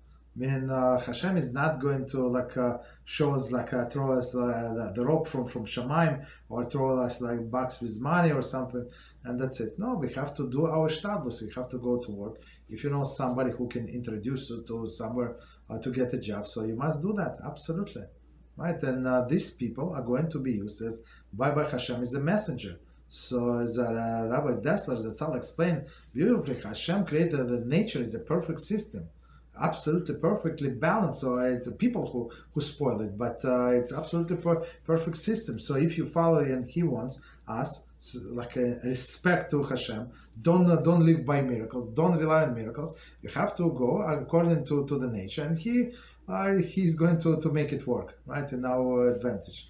Beezrat Hashem. Right, so for every normal person, when you have this opportunity to ask somebody to help you get freed, right? That's what you must do. I think yesterday we said in this Medrash, right? It was Medrash Rabbi for sure. Medrash Rabbi. We said that person cannot free himself from jail. I mean, it's a famous expression. Right, he needs somebody outside of the jail. Even that person is not so rich, not so talented, not so nothing. But his advantage, huge advantage. He is outside of the jail, so he can help us. So that's absolutely normal to ask. Of course, the sages say it's a very long discussion because he should have a bitachon, right? Because he said, "Please remember me and do not forget." Right, and on this not forget, there is pages and pages of commentaries. It was a little too much on a Yosef level, but to say please help me, right? Please remember me. Stop. When he said do not forget, it's he would rely on that person too much. That's the problem. To reliance on the people. Hashem says, you rely on these people that He's going to remember. Guess what? And there is a very interesting message there that it says that Hashem would make this person forget. And this guy was writing down, I have to help. I mean, according to one opinion, right? He was trying to with every opportunity that he had tell the Pharaoh, and he would forget. Right? Hashem would call this forgetfulness. Right? Because this, right? You want to rely on Him? Okay. See how it's going to work out for you. Right? Because the second part of the question, do not forget, right? Not the question, request, right? So, but for us, if you have opportunity, absolutely, we must use it. Otherwise, it's like ungratefulness. And I think we said it about this woman, the Shulamite woman not Shulamite. I think it was Shulamite, right? Shulamite, a woman from that Elisha did the favor, right? So she hosted Elisha in her house with her husband, and they even built the room attic for him, a special room, like a hotel, and they would provide him meal and him and his assistant Gehazi, and then he was so appreciative, and he said. What can I do for you, right? What can I do for you? Maybe you want me to speak to a king on your behalf, or to the general. And he was sincere, and he could have done that because just before that he did a miracle and he saved the king, and right, and And of course, the general, needless to say, king owes you a favor. General will do whatever. And she said, no, I live among my people. And she, on one hand, it seems very humble, where she said, I don't need any favors. But our sages, there is one opinion, it's from Miriam Loes. She said, oi, oi, oi. If somebody was grateful to you and they offer you something, you have to take it. You have to take, it's disrespectful. And she said, I'm fine, don't bother. She did everything from the bottom of her heart, right? And she was very appreciative lady and stuff like that. But she said, I don't need anything. So Hashem said, oh, you didn't need anything? I have a prophet in your house and you don't need anything. Guess what? The time comes and you're going to run to the king and ask him for a favor. And that's exactly what happened. Right, because circumstances, she was forced to run to the king and ask for favors because she was robbed, not dealt fairly, right? Well, she was away and she lost her house, her fields and stuff like that, right? And then he would not pay big attention to her, right? But only because she was the one that Prophet Elisha did a miracle for her. Right, to reviving her son, first of all blessing her with the son, and then reviving her son. So then, you connected to Elisha, for Elisha, whatever you ask. So he even assigned a special person, officer, and said, go with her and make sure that she gets her house back, her fields back, and whatever they ate, the produce, all of these years, even though they were not obligated, but king said, means so make sure that she gets compensated, right? But only because of Elisha, because she was connected with Elisha, right? So it's very, very important. So if you have opportunity to ask for somebody for help, right? So you should, and if person help, he helps. If he cannot, he cannot, right?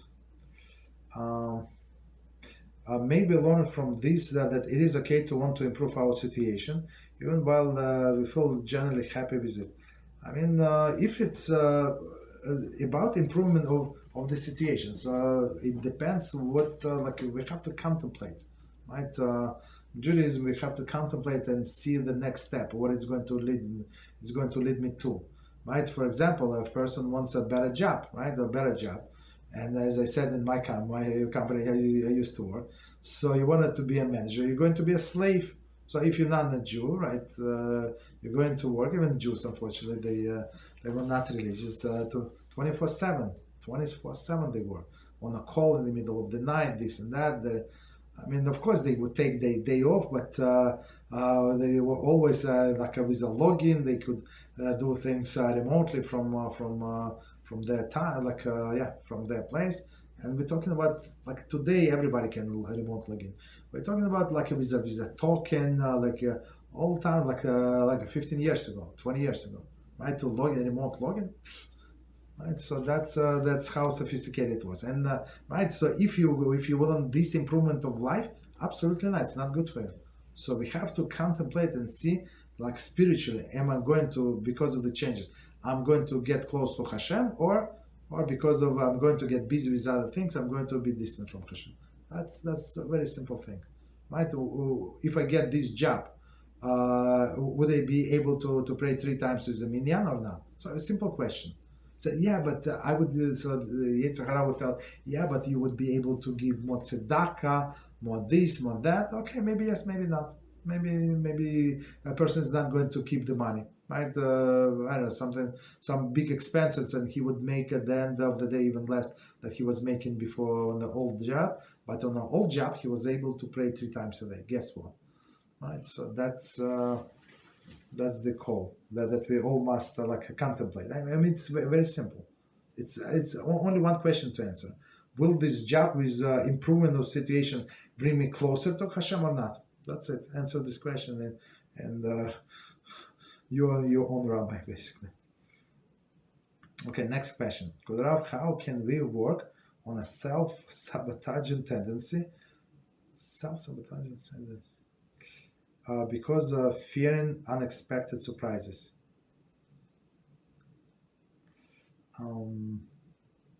How can one work on self sabotage tendency because we fear unexpected surprises?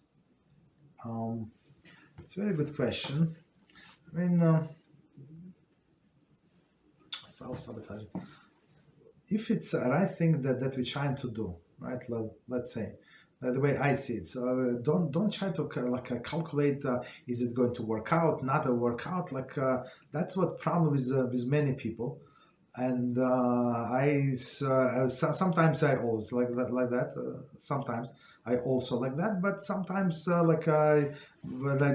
it's because of Yetzer Hara. But sometimes recently, whatever I did work on one person, and did not work out very well. But then I did again the same thing that I did some time ago, and guess what? It works. Right, but if I would calculate, yes, I asked this person 3 times and 7 times, and he said no, and this and that, all of the explanation why no, and not from me. Okay, well, time change, and guess what? Recently, that person said yes. Guess what? Understand? So what I'm trying to say, don't do these calculations. If it's the right thing to do, you do it, and that's it. So try not to get sabotaged by the Yetzer Hara. Right. Remember, the outcome comes from Hashem. From us, only ishtadlus. Only trying is 100. Trying and give 100%. It's from us. A result 100% from Hashem. So people don't feel discouraged because it did not work out as fast that they want or the way that they want. It's it's arrogance. Arrogance, as I always tell people, it's you're a little arrogant, a little. You understand? So Hashem has his own timing, he has his own everything. So you do the right thing. As a Yosef, he was doing the right thing. And when time came, they did not allow him to stay in a prison 1 more second. Right? They say they rush him, and Rashi and others. Why rush him? He was sitting there 12 years now. Rush you have to understand that it's what is a prison? It's a hole in the ground, right? With a net or something on top. That's the whole prison, right? So there is no place to run. And now they probably slow walk because there is not such a big room. Now they rush him because why? Because the time came. Time according to divine schedule came for him to get released. Right? So we do our status. Continue. Next question.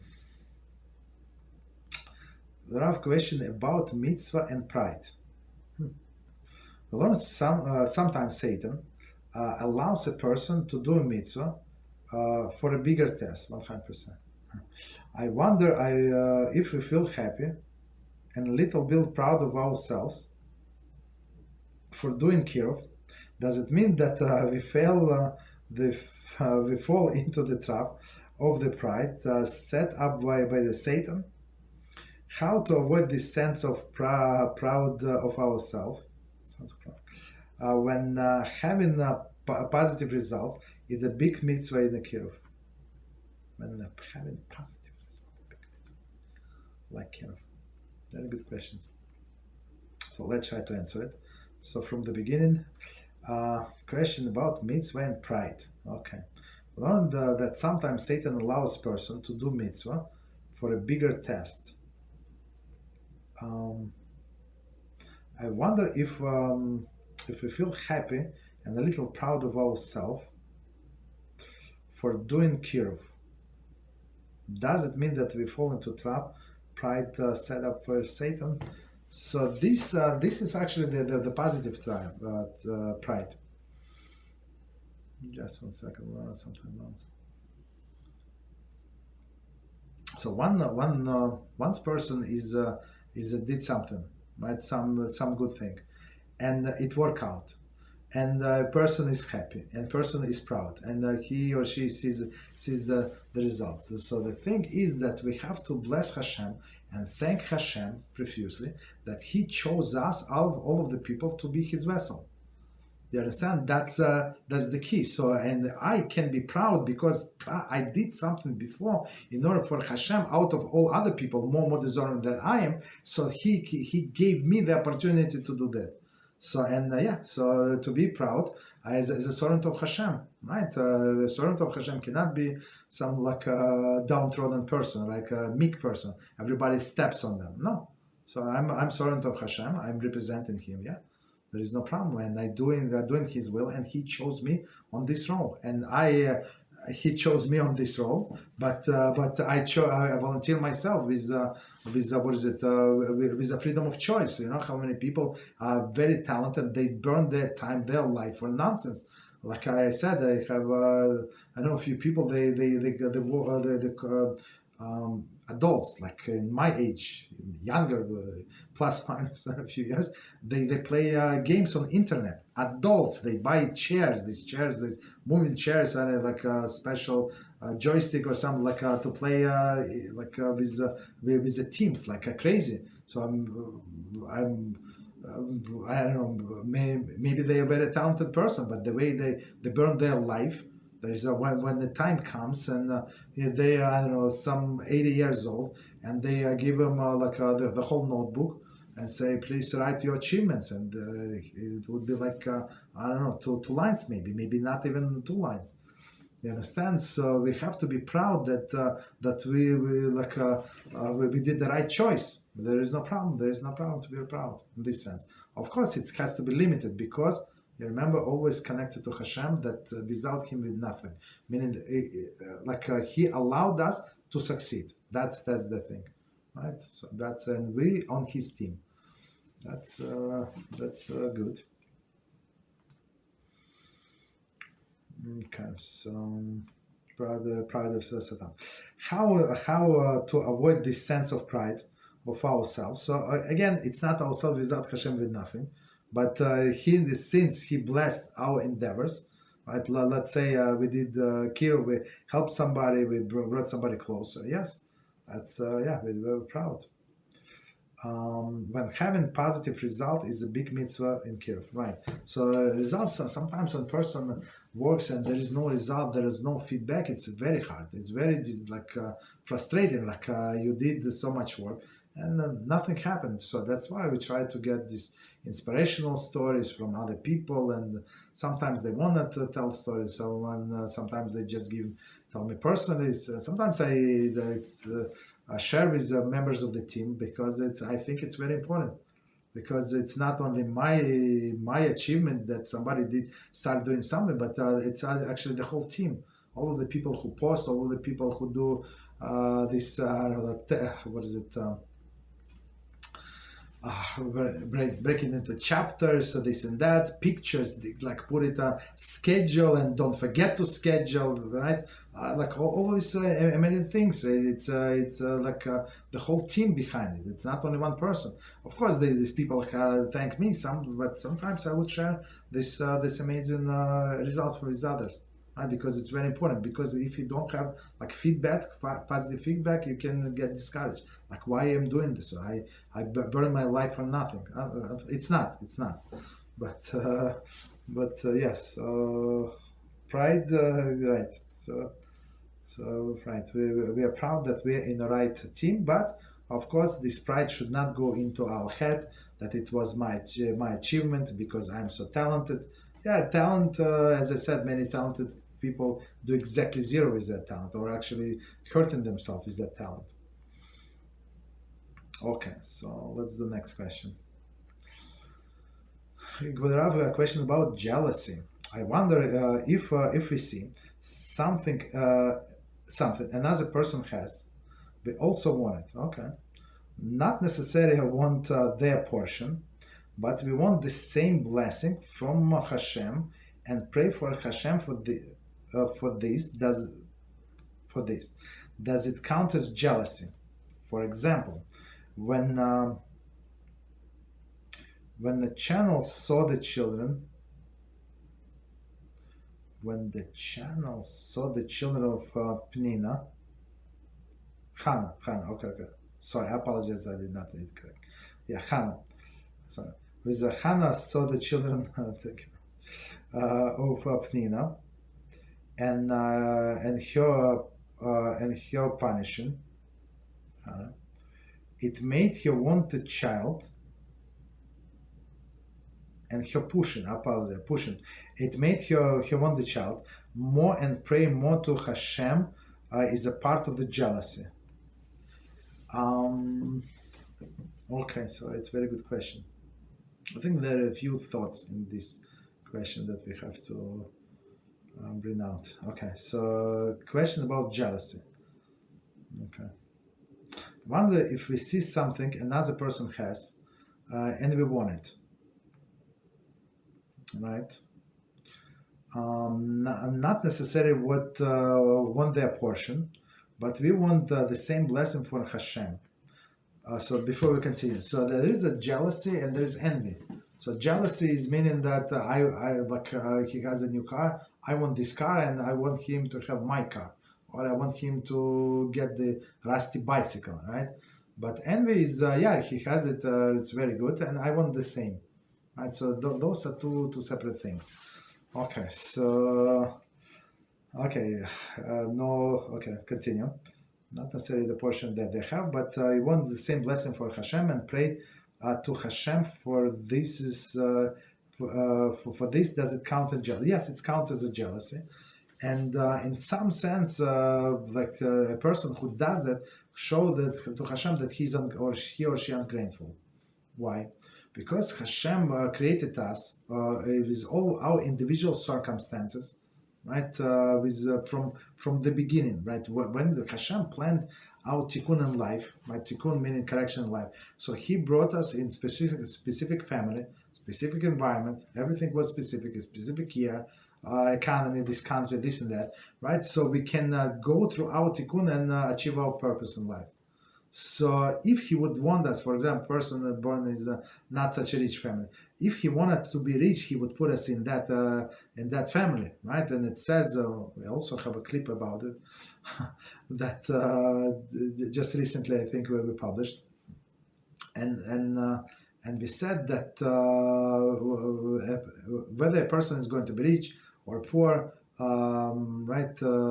healthy, not healthy, tall, short, it's from a Talmud. So it's decided for him before, from before he even born, from Shamayim. So the person is not destined to get rich. You give $1 million, $2 million to this poor person, he's going to spend in 3 days for nothing. He's going to be even more miserable than he was before.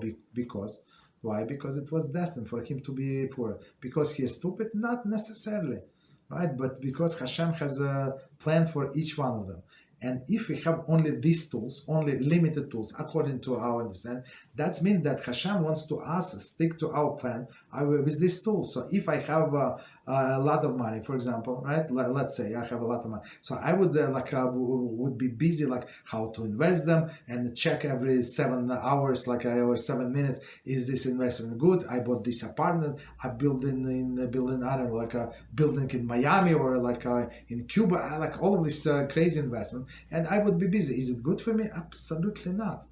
Absolutely not. So to have more is not it's going to detract me from this from my goal. But if I have enough money for my rent, for my food, for my books, for my internet connection, for my light and air conditioner, and it's almost all the money that I have, Baruch Hashem. So I don't have all of these worries. I don't have all the headaches. So now I can concentrate on my study. Guess what? I cannot buy a new car. I cannot buy this, the new that, because I don't have money. Baruch Hashem. I don't have to worry about. Yeah, there is a new car came out, electric, shmelectric. Everybody's getting okay. I have old one. That's works very well for me. I cannot afford. So it's a big blessing. So when person sees that other person have, right, and they jealous, so meaning that in some sense they doubt if Hashem gave them all of the tools that they need, and it's not. And Hashem said no. Hashem wants us to go through this life and succeed. So and many times other things extra things that detracts us from our goal, and that's why I say to some students, they try to do Kiruv and they try to fight with these heretics, with useless people. Some heretic rabbis say, what are you doing? They suck your energy out. Try to help people who wants to be helped, right? These people, then they're never going to agree with you because their whole reputation that they're right, and they're not exactly Rabbi Akiva, and then they're not exactly forget about Rabbi Akiva, right? But even they're not God-fearing people. They're never going to agree because they're parnasa, this and that, right? So work on somebody like you can help with the same amount of even lesser amount of energy. You can help somebody. You understand? So being jealous is not a right trait, because again you doubt that Hashem gave you all the tools, right? So be it I don't know, whatever it be, right? And as it says in what is it in the Ten Commandments, and you should not be jealous with him, with his slave, with his wife, with his belongings, with everything that he has. And our sages explain what does it mean. So if you take the whole package, whatever he says, yeah, his wife is beautiful, but guess what? She's not exactly the best wife, not exactly listen to him, not exactly want to be the righteous person. She has her own vacation in mind. You understand? Just because she's nice and beautiful and she's smiling outside does not mean she's so nice to him or his children. Maybe they curse him. Maybe they wait until he dies, right? And we try to put a little poison in his soup, right? Even though they are 10 years old. You understand? So it's that's why when we consider the whole package, what other people have, we say, okay, you know what, I'm very happy with my little money. I can pay my rent, I can pay my electric bill, and guess what? I can pay for my books or my internet. Who needs all of these other things, right? So continue, second part of the question. For example, Hannah saw the children of Pnina and her pushing. It made her want the child more and pray more to Hashem as a part of jealousy. So I don't. Is it because of the jealousy? I think that it's natural for women to want to have children, right? And especially she loves her husband very, very much, and he loves her. So it's natural for women to have children. Doesn't matter somebody is jealous. She's jealous other people have or don't have. And her husband told her that you are better for me than 7 sons. That's what he said. It's from the Torah. Right, so comparing, you think children are very dear to me. Just Pnina is very dear to me because she has children. You're dear to me, you Hannah, dear my Hannah, dear to me than all of her and her children. That's the thing. So I think it was natural for her. Of course, this embarrassment from this woman Pnina, right? It did not work out for Pnina at the end of the days. Right, she lost of her children. I think one survived or something, right? But I don't think she did it because of the jealousy, because she wanted the children, and this was a little push, right? And she said, even if I have child, so maybe it was how it works. That she realized that I do everything for Hashem, so this he cannot refuse. Right, so meaning I'm not going to have my child for me, but I'm going to dedicate him 100% to Hashem, right? And maybe that's what changed the decree, right? Okay, so because in olden days, why people would want children? It's free workforce. Guess what? Sons, of course. Why people have sons? Daughter, right? But sons, yeah. Why sons? Yeah, they have a field. They're going to work for you for free, right? And as we said in our tzedakah class, tzedakah and masar class, in olden days you were not you're not obligated to support your children from age of 6, baby. Meaning they can earn their living, right? Work in your field, work with your animals.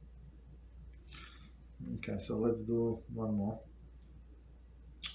A person A, if a person A gives a person B a loan, okay, with ulterior motives to get in person B to feel like he's in debt to A, so that he can push person B to do mitzvahs and become Baal Teshuvah.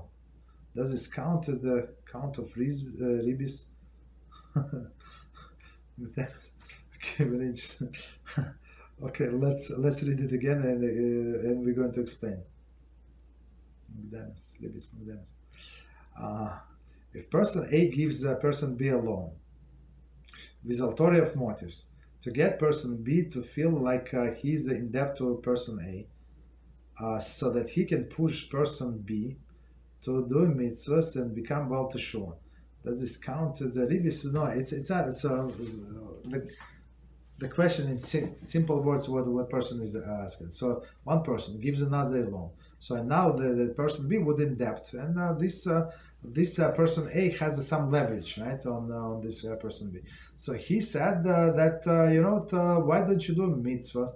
Like why don't you come to our shul, and I'm going to help you to put tefillin. So now this person B is a little embarrassed, or a lot embarrassed to say no. Like this guy saved me from bankruptcy or whatever, saved my family, right? Because I was out of job, stuff like that. So okay, so if he feels in debt, so basically it's ribis. Ribis means interest. Interest that when I'm getting something, and we said in the laws of interest, just to remind us, right? So you're not. A person is not allowed, the borrower is not allowed to greet another person different way. So if, for example, he would say hi, and now he's not allowed to say good morning, Mr. So-and-so, absolutely forbidden. Why? Because it's a ribis in words, right? Or respect, or giving gifts, better gifts that he would give. So, for example, he on his birthday, let's say birthday, just to simplify example, they would give this I don't know, this what is it, greeting card. In old days we would exchange the greeting cards, but now he gives them a greeting card and some other gift. I don't know, like some good stuff. Tray of lax.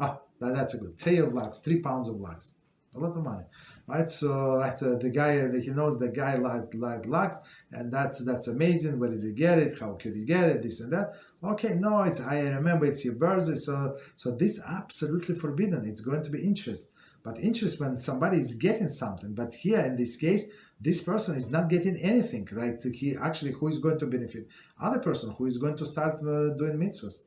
So I think it's a very good Kiruv tactics, right? For sure it's not interest. And this person, he got the money and he's going to benefit, right? With being close to Hashem. So I think it's a very good tactics. Just let me see how many questions. Okay. All right. So let's do these questions, and I want to do still this was the laws of Yichud, and then we can answer more questions. Okay. So continuation question on this Yosef being in jail, and it says, if the issue of losing opportunities. Should we count it as a mistake if one rejects the chance of consulting something very important with a very elevated person, perhaps with Ruach HaKodesh, because he felt it would be better to rely only on Hashem, on how Hashem was handling the situation, regardless of how painful it was. Toda. Okay, it's a difficult question. Let me read one more time. On the issue of losing opportunities. Okay, so meaning person had opportunities and did not take advantage. Okay, should we count it as a mistake if one reject the chance of consulting something very important with a very elevated person, perhaps with Ruach HaKodesh, because he felt that he would be better rely only how Hashem was handling the situation, regardless of how painful. I mean, in my mind, it's not smart. Like if you know that somebody is a God-fearing person with perhaps Ruach HaKodesh, or just not knowledgeable person, not just God-fearing person, Talmid Chacham. So it's proper to consult him, and it's whatever this person say, whatever this person suggests. Right, so Hashem is going to make him a channel through which to send you the right advice. If you're going to try to see how it develops, how it's going to play out, maybe you're not going to see the whole picture. So many times people, they concentrated on one thing in their life and they don't see the whole picture. And somebody like from outside, right, maybe not as a big Talmid Chacham, but they see a bigger picture, right, from all of the points, from all of the facets. So even if the situation play out into a person's benefit, but if he wasn't active, so he would lose the opportunity, right? So lose from both sides. Not a good idea to rely on now, or like if you have somebody much holier than us to consult with them, that's a must, right? And even if it's you rely on Hashem, how it's going to play out, who said that you're going to realize that that's a message from Hashem, right? Who said that, right? So, okay.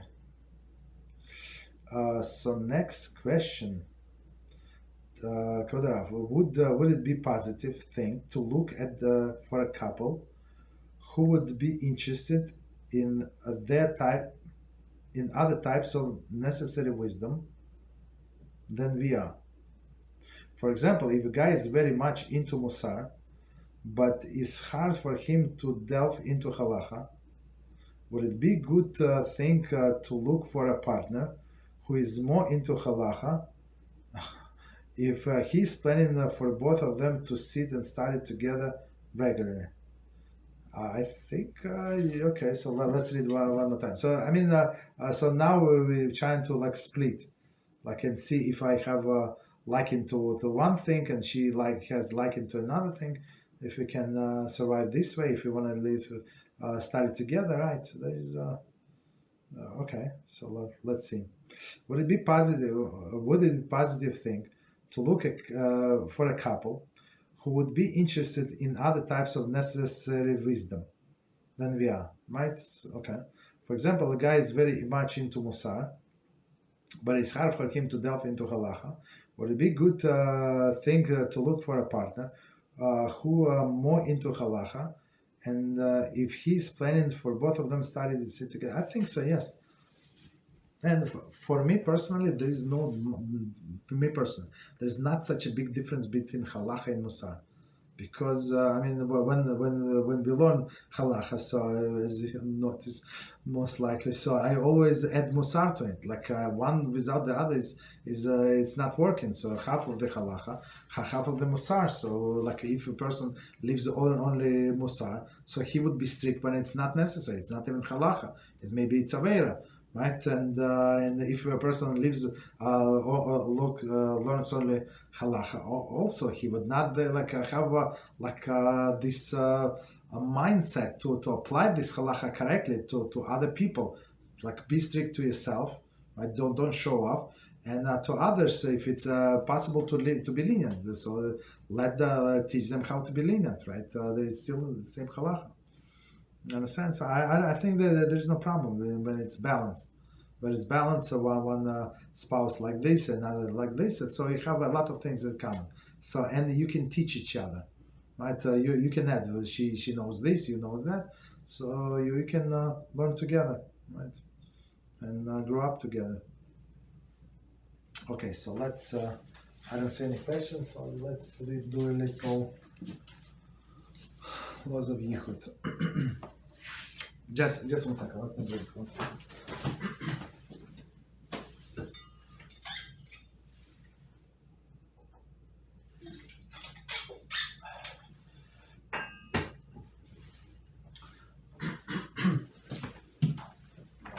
All right, so we continue with laws of Yichud, and we're on this section of Pesach Pisuach, right? So meaning when it is allowed to be in Yichud, and we up to scenario number 11.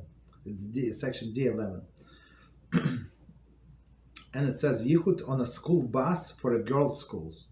Okay, Beis Yaakov students returning home on a school bus, whether in a city or a suburbs, do not encounter serious shalos of Yichud, even if the driver a non-Jew, when reputable, because the bus has many windows and may be classified as Pesach Pesuach. Yichud is permitted even if the girl who is the last stop for this same reason, right? So meaning usually they would girls return from school when it's still light. Usually I'm not sure what they like. It depends on the grade, but still when it's like maybe maybe older class like 2 p.m., 3 p.m. Sometimes it's still light, 4 p.m. Right?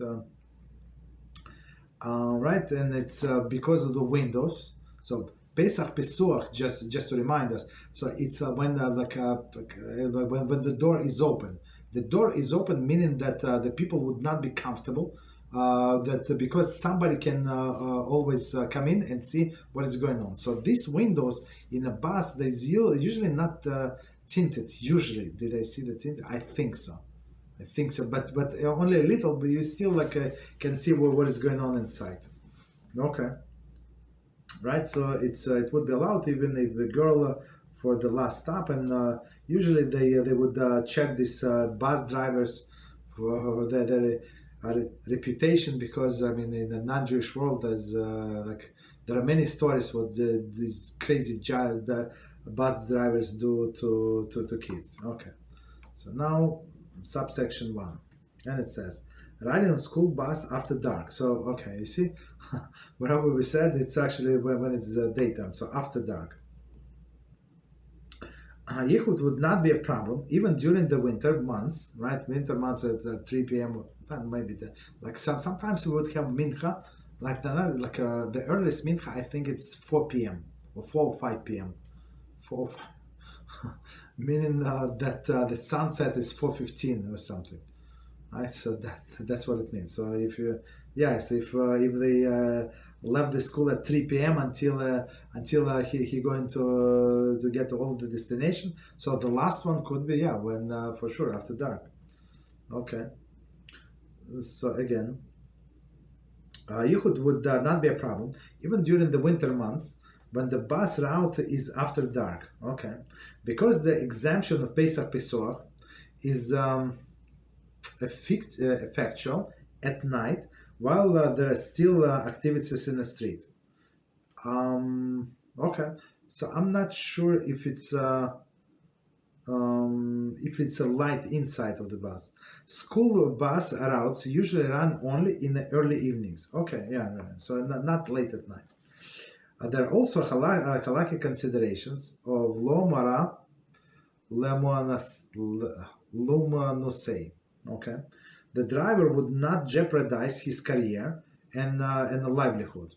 Right, so I think you have to have a special license. You have to take classes, and they pay money, right, and pass the exam and get this bus driver, school bus driver. It's a separate license, I think.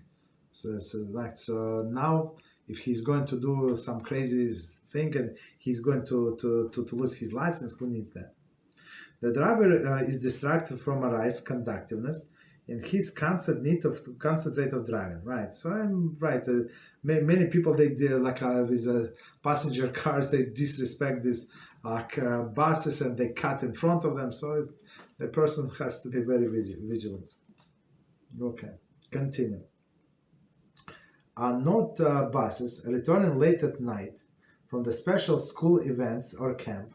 Trip can be a problem of Yichud for the last passengers, especially when returning to rural or suburban communities. Right. School and camps official and also parents should be aware of this situation and take them into consideration when planning trips for girls' schools and camps. Right. So let's see. So school does not finish that often, but sometimes they will go to some park or something like some entertainment, especially in a summer. And by the time they come, they have all day out, and by the time they come, they got stuck in traffic. They come back very, very late, right after the nightfall. Right, so they say it could be an issue. So probably it's proper some parents to be with them, at least 3 women. There may an adult, a woman, and kids and stuff like maybe 2 women, maybe a father even. Okay, so continue. D12. So next scenario. Yichud in elevators, stairways, and of the buildings. Yichud is permitted in automatic elevators in all instances, right? Because the elevators are designed to stop at any floor to which they are summoned during their ascent or descent.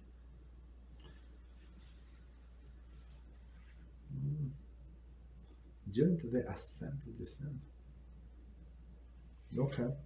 Thus, the seclusion of the occupants in the elevator car could be interrupted at any time. This factor makes the elevator car halachically similar to Pesach Pesuach Leshuz Harabim, as explained. Yichud is permitted where the seclusion of the status Pesach Pesuach Leshuz Harabim. Okay, so let's do it again. I mean, we did the whole section on elevators, but it's chapter 3, right? Many times they would say, and plus we're going to explain more in chapter 3. Okay, so this is chapter 3, and okay, so we're going to some other details. Okay, so let's do general halacha again. Yichud permitted in automated elevators in all instances. So what is automated elevators? Are they not automated elevators? 100%. And like in commercial area, there is in old buildings, there's an elevator run by a person. There's a special person, like huge freight elevator, managed by a person, for sure. So this guy, he's pressing the button. There's no other control by him, right? So meaning if he said if you push stop between the floors, that's what it is. That's why he's this author is very careful. He said in automatic elevator, right? In all instances, Yichud is permitted because the elevators are designed to stop on any floor, right? And he said it doesn't matter what button you say. So going down, they can stop because they also going up. Also they can stop, right? In the place where I work, I think I have the different schedule. Like in the morning, it's always up. Only up. It's not going. So if you're on the second floor and you want to go on the sixth floor, it's not going to stop so easily, right? I mean, maybe some elevators, but majority of the elevators, there was like a program to go only up, because there were so many people. Okay. This factor, but anyway, there are so many people. There is no this seclusion anyway.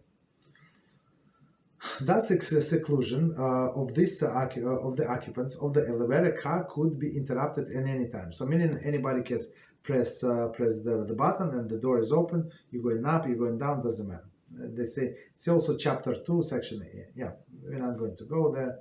We'll remember. This factor makes the elevator car halachically similar to a public territory. I mean, you're almost outside. Meaning that anybody can come in at any time. Like an office, right? Office, like public office.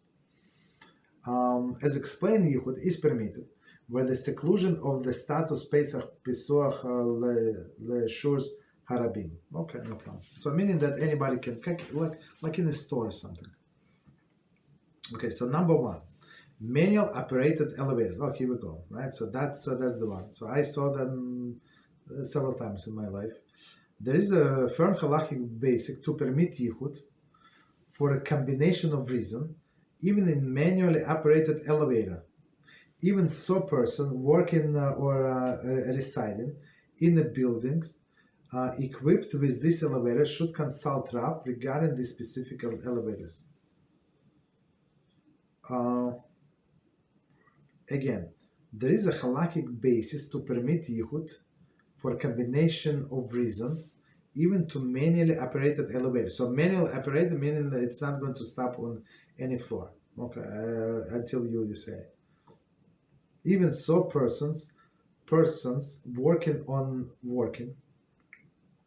residing in a building equipped with this elevator should consult Rav regarding specific elevators. Okay. All right. So I mean that's all. So usually there is a combination of factors. Okay. So I guess that this person would be afraid to lose his job, right? So maybe it's a union job or something. I don't know. So number 2, entering an elevator with a gauche ball, right, counterpart. Although generally one must avoid the yichud with gauche ball individual, there's a person with whom one has a close relationship or a rapport, right? Gauche ball. So meaning the gauche ball, like we said, maybe even a relative or a friend or like somebody who rapport to, right? So like a colleague, right? Even meaning that yichud would be even more prohibited with this person because we suspect that something might happen. Strangers not so much, but these people. A Pesach Pasuch situation. See G further. Okay. Even this, so it is. Again, I apologize. Although generally one must avoid yichud with gozbo individual. For example, the person with whom one has close relations. So it is forbidden, right, or report. Even in a Pesach Pasuch situation, right, even when there is open doors or like somebody can come in, one need not refrain from using elevator for the brief ride on this account, right? So because, as we said, the door cannot be opened at any second. Therefore, when necessary, one may step into elevator in which there is a gozbo counterpart. However, one should be stringent in a case of very long ride, for example, traveling many floors in an elevator that will not stop in between levels. Okay, so meaning there is a straight but you see today I just want to add, today this elevator is so fast, so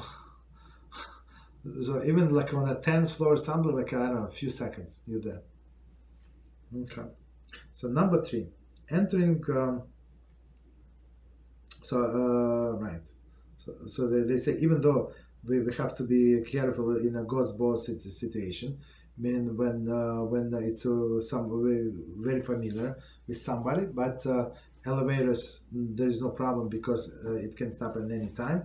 But on another hand, if it's a very long ride, so don't do it. Maybe in all the elevators. Number 3, entering the elevator late at night. Yichud in an elevator is only permitted in a building in which there is an active public presence. However, it is not permitted in abandoned or inactive building, or very late at night. There is when there is a little or no activities in the building, right? So if it's after the hours, so everybody leaves 5:30 and you leave at 9 p.m. right, with your coworker, lady, let's say. That's the issue, right? It must be remembered that the concept of Pesach Pesach forms a basis for permitted yichud in an elevator. Okay, Pesach Pesach Leshus Harabim applies only during the daytime and early evening hours while there is a public activity, as everything else. We say that it is allowed to ride an elevator because any second somebody can press the button and the elevator is going to stop. But if it's late at night, there is nobody is going to press the button. Okay, so that's it's not Leshus Harabim. It's not public domain when people come in and out. Continue. A woman must be circumspect before entering.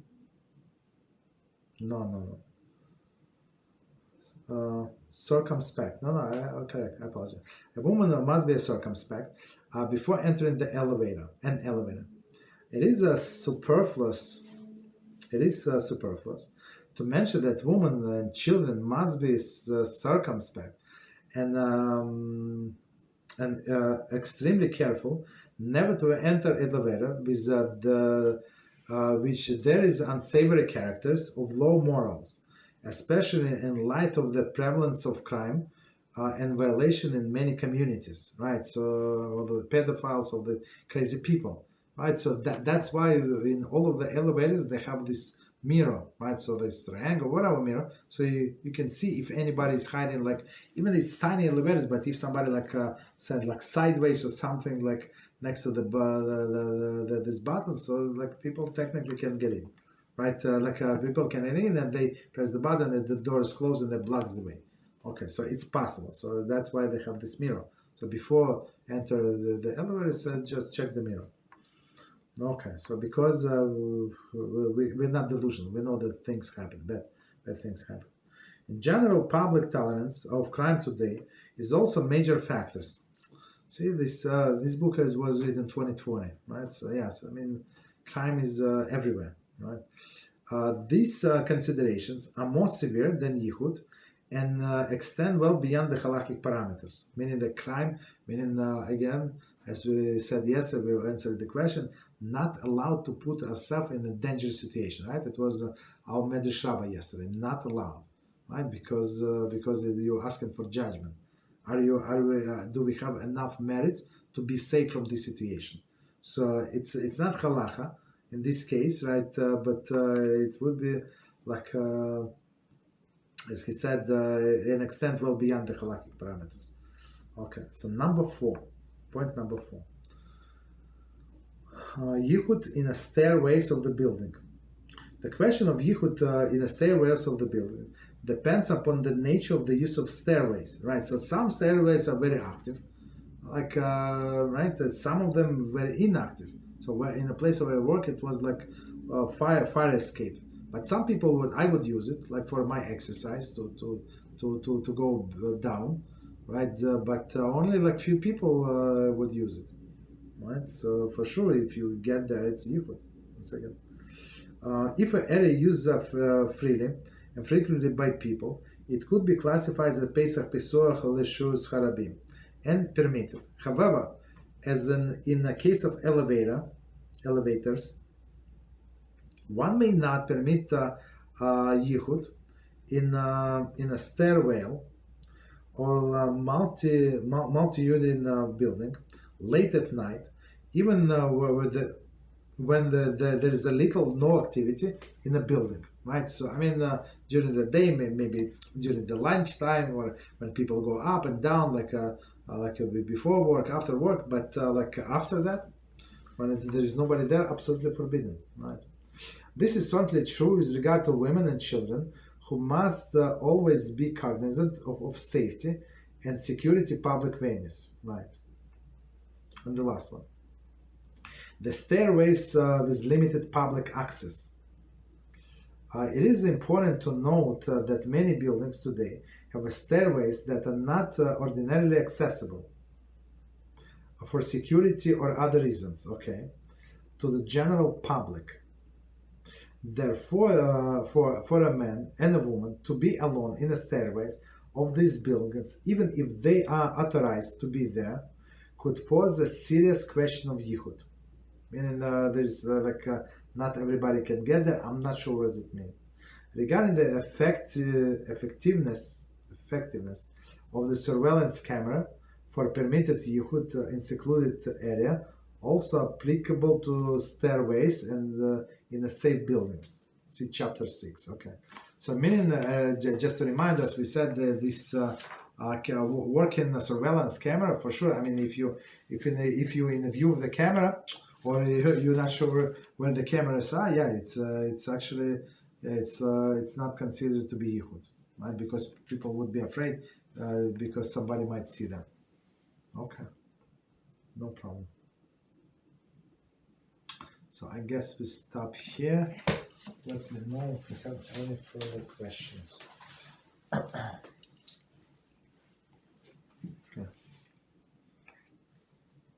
Okay, so next question. I have a question about hand washing. Do we need to wash our hands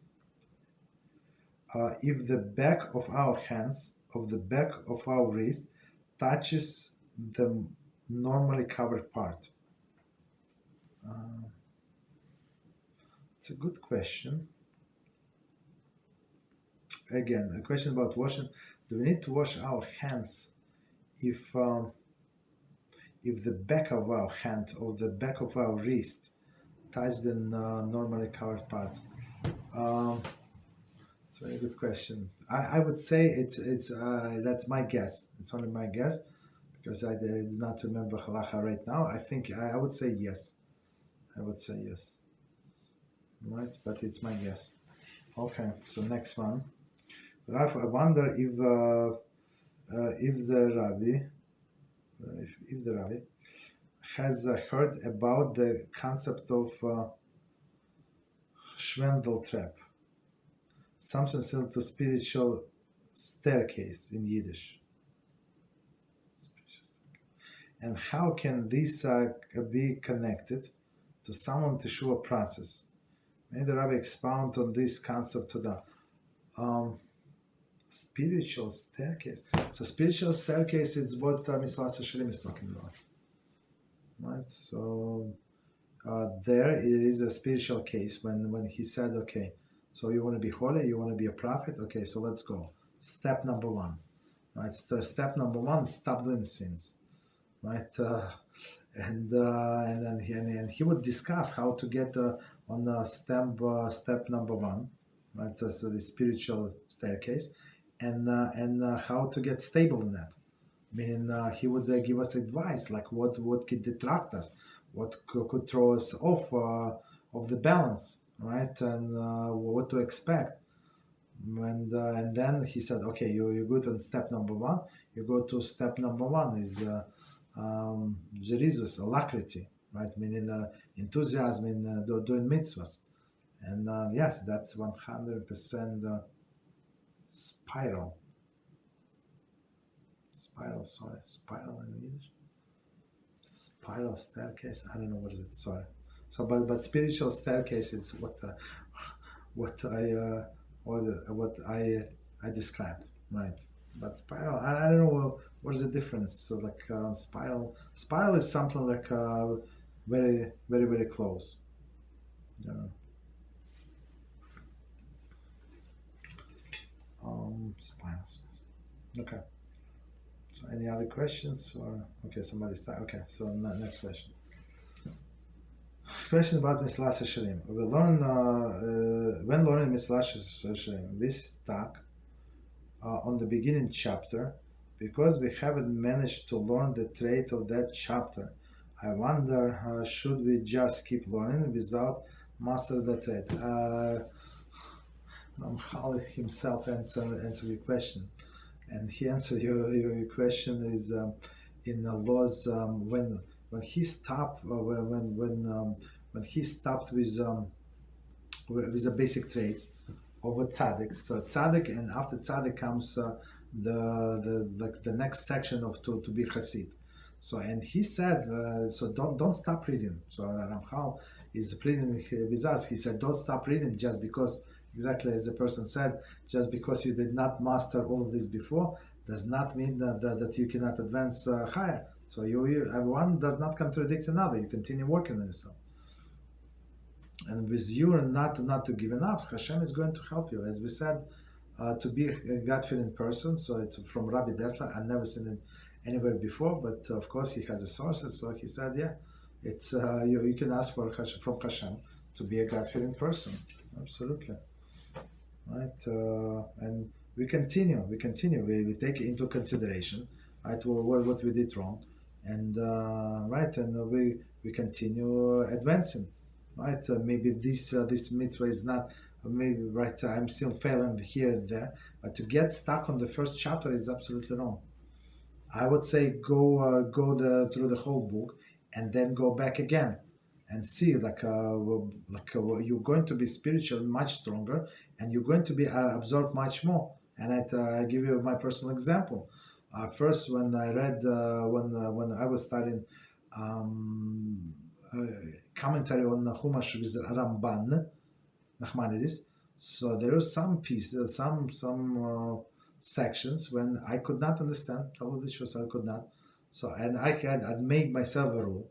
I would try to read 7 times with all of the commentaries, and if I don't understand from 7 times, so it's not the time did not come yet, right? And then I went back to this same commentary several years later, maybe 5, 6, I don't know, some years later, And guess what? After Beezrat Hashem, I don't have any doubt what it says there. I mean, of course, I would not remember everything or most of the part, but to have a difficulty, I mean, it's now like after all of these years, after all of these years learning, all of the combined knowledge is help me, and it's going to help you as well. I mean, I'm not anything special, right? But so the point is, you continue learning, continue building, and then guess what? Come back. And then the second time you're going to pick up even more and things that you did not even imagine, like in the introduction.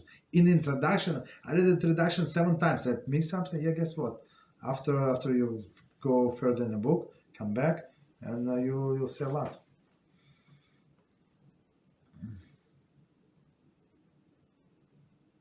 Right.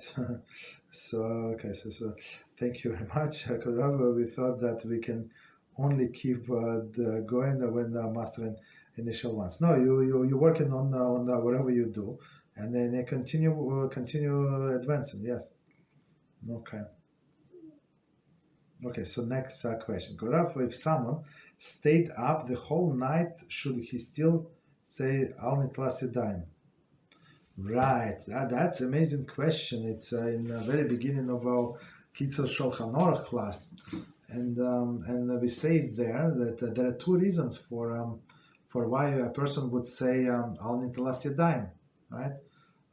Two rabbis, I don't remember the names, but two different opinions. One opinion that when person sleeps, his hands, he's not or she's not in control of their hands. So most likely they touch the place that usually covered, right? And they become impure. And they must say this blessing because for purification. And plus, as you say, roach ra, like exit between the finger and the nail. Okay, that's one. That's one. But second, not everybody agree about this roach ra. Just so you know, right? Not everybody.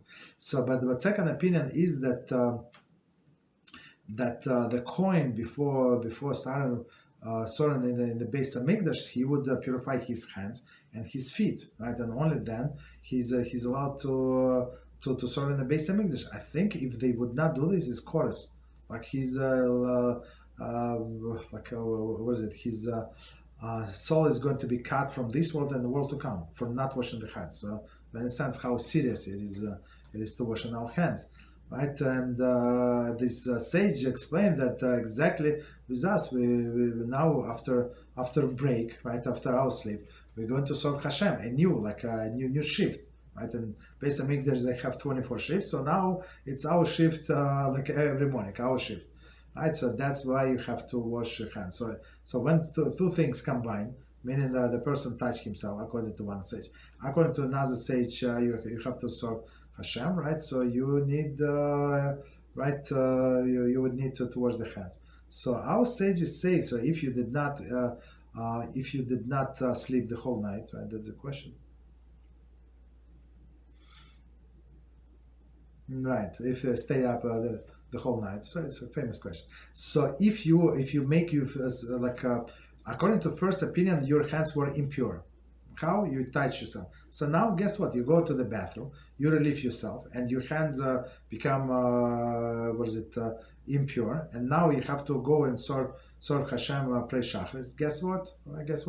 Now there's opportunity to purify the hands. So now two conditions apply to you, right? And you can say Nitlas Yadayim for sure.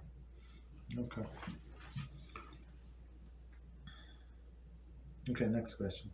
Kiruv, I believe the concept of spiral staircase was connected with impressive of being stuck in the same place because the staircase is a circular, and when it's reality, one's constantly going upwards.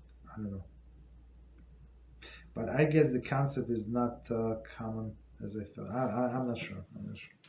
I mean, if a person does not see where he goes, but he still knows like up and down, have to research more about this. Right. So the high staircase, this that we went once we reserved the view, the trip to the head of the Statue of Liberty. Sound like if you want specific day, specific time, sometimes you have to do like 6 months in advance. Right? There is like only limited amount of people, very limited amount of people, like a day. And if you want a Sunday, right? I think we went Holomayet, I think. So it was very interesting, like from the base and go all the way up. Right? This old and very old staircase. I mean, good condition, but spiral, continue. It was a good idea not to look down. So one would go up and one would go down. Not very narrow. I'm not sure how big people would fit there, but that's a different story. Okay, I think we finished with all of the questions. So, all right, so let's stop here then. Thank you very, very much and for joining us and learning with us. Please join us tomorrow. We're going to continue with the kosher kitchen, Beezrat Hashem. Thank you and good night.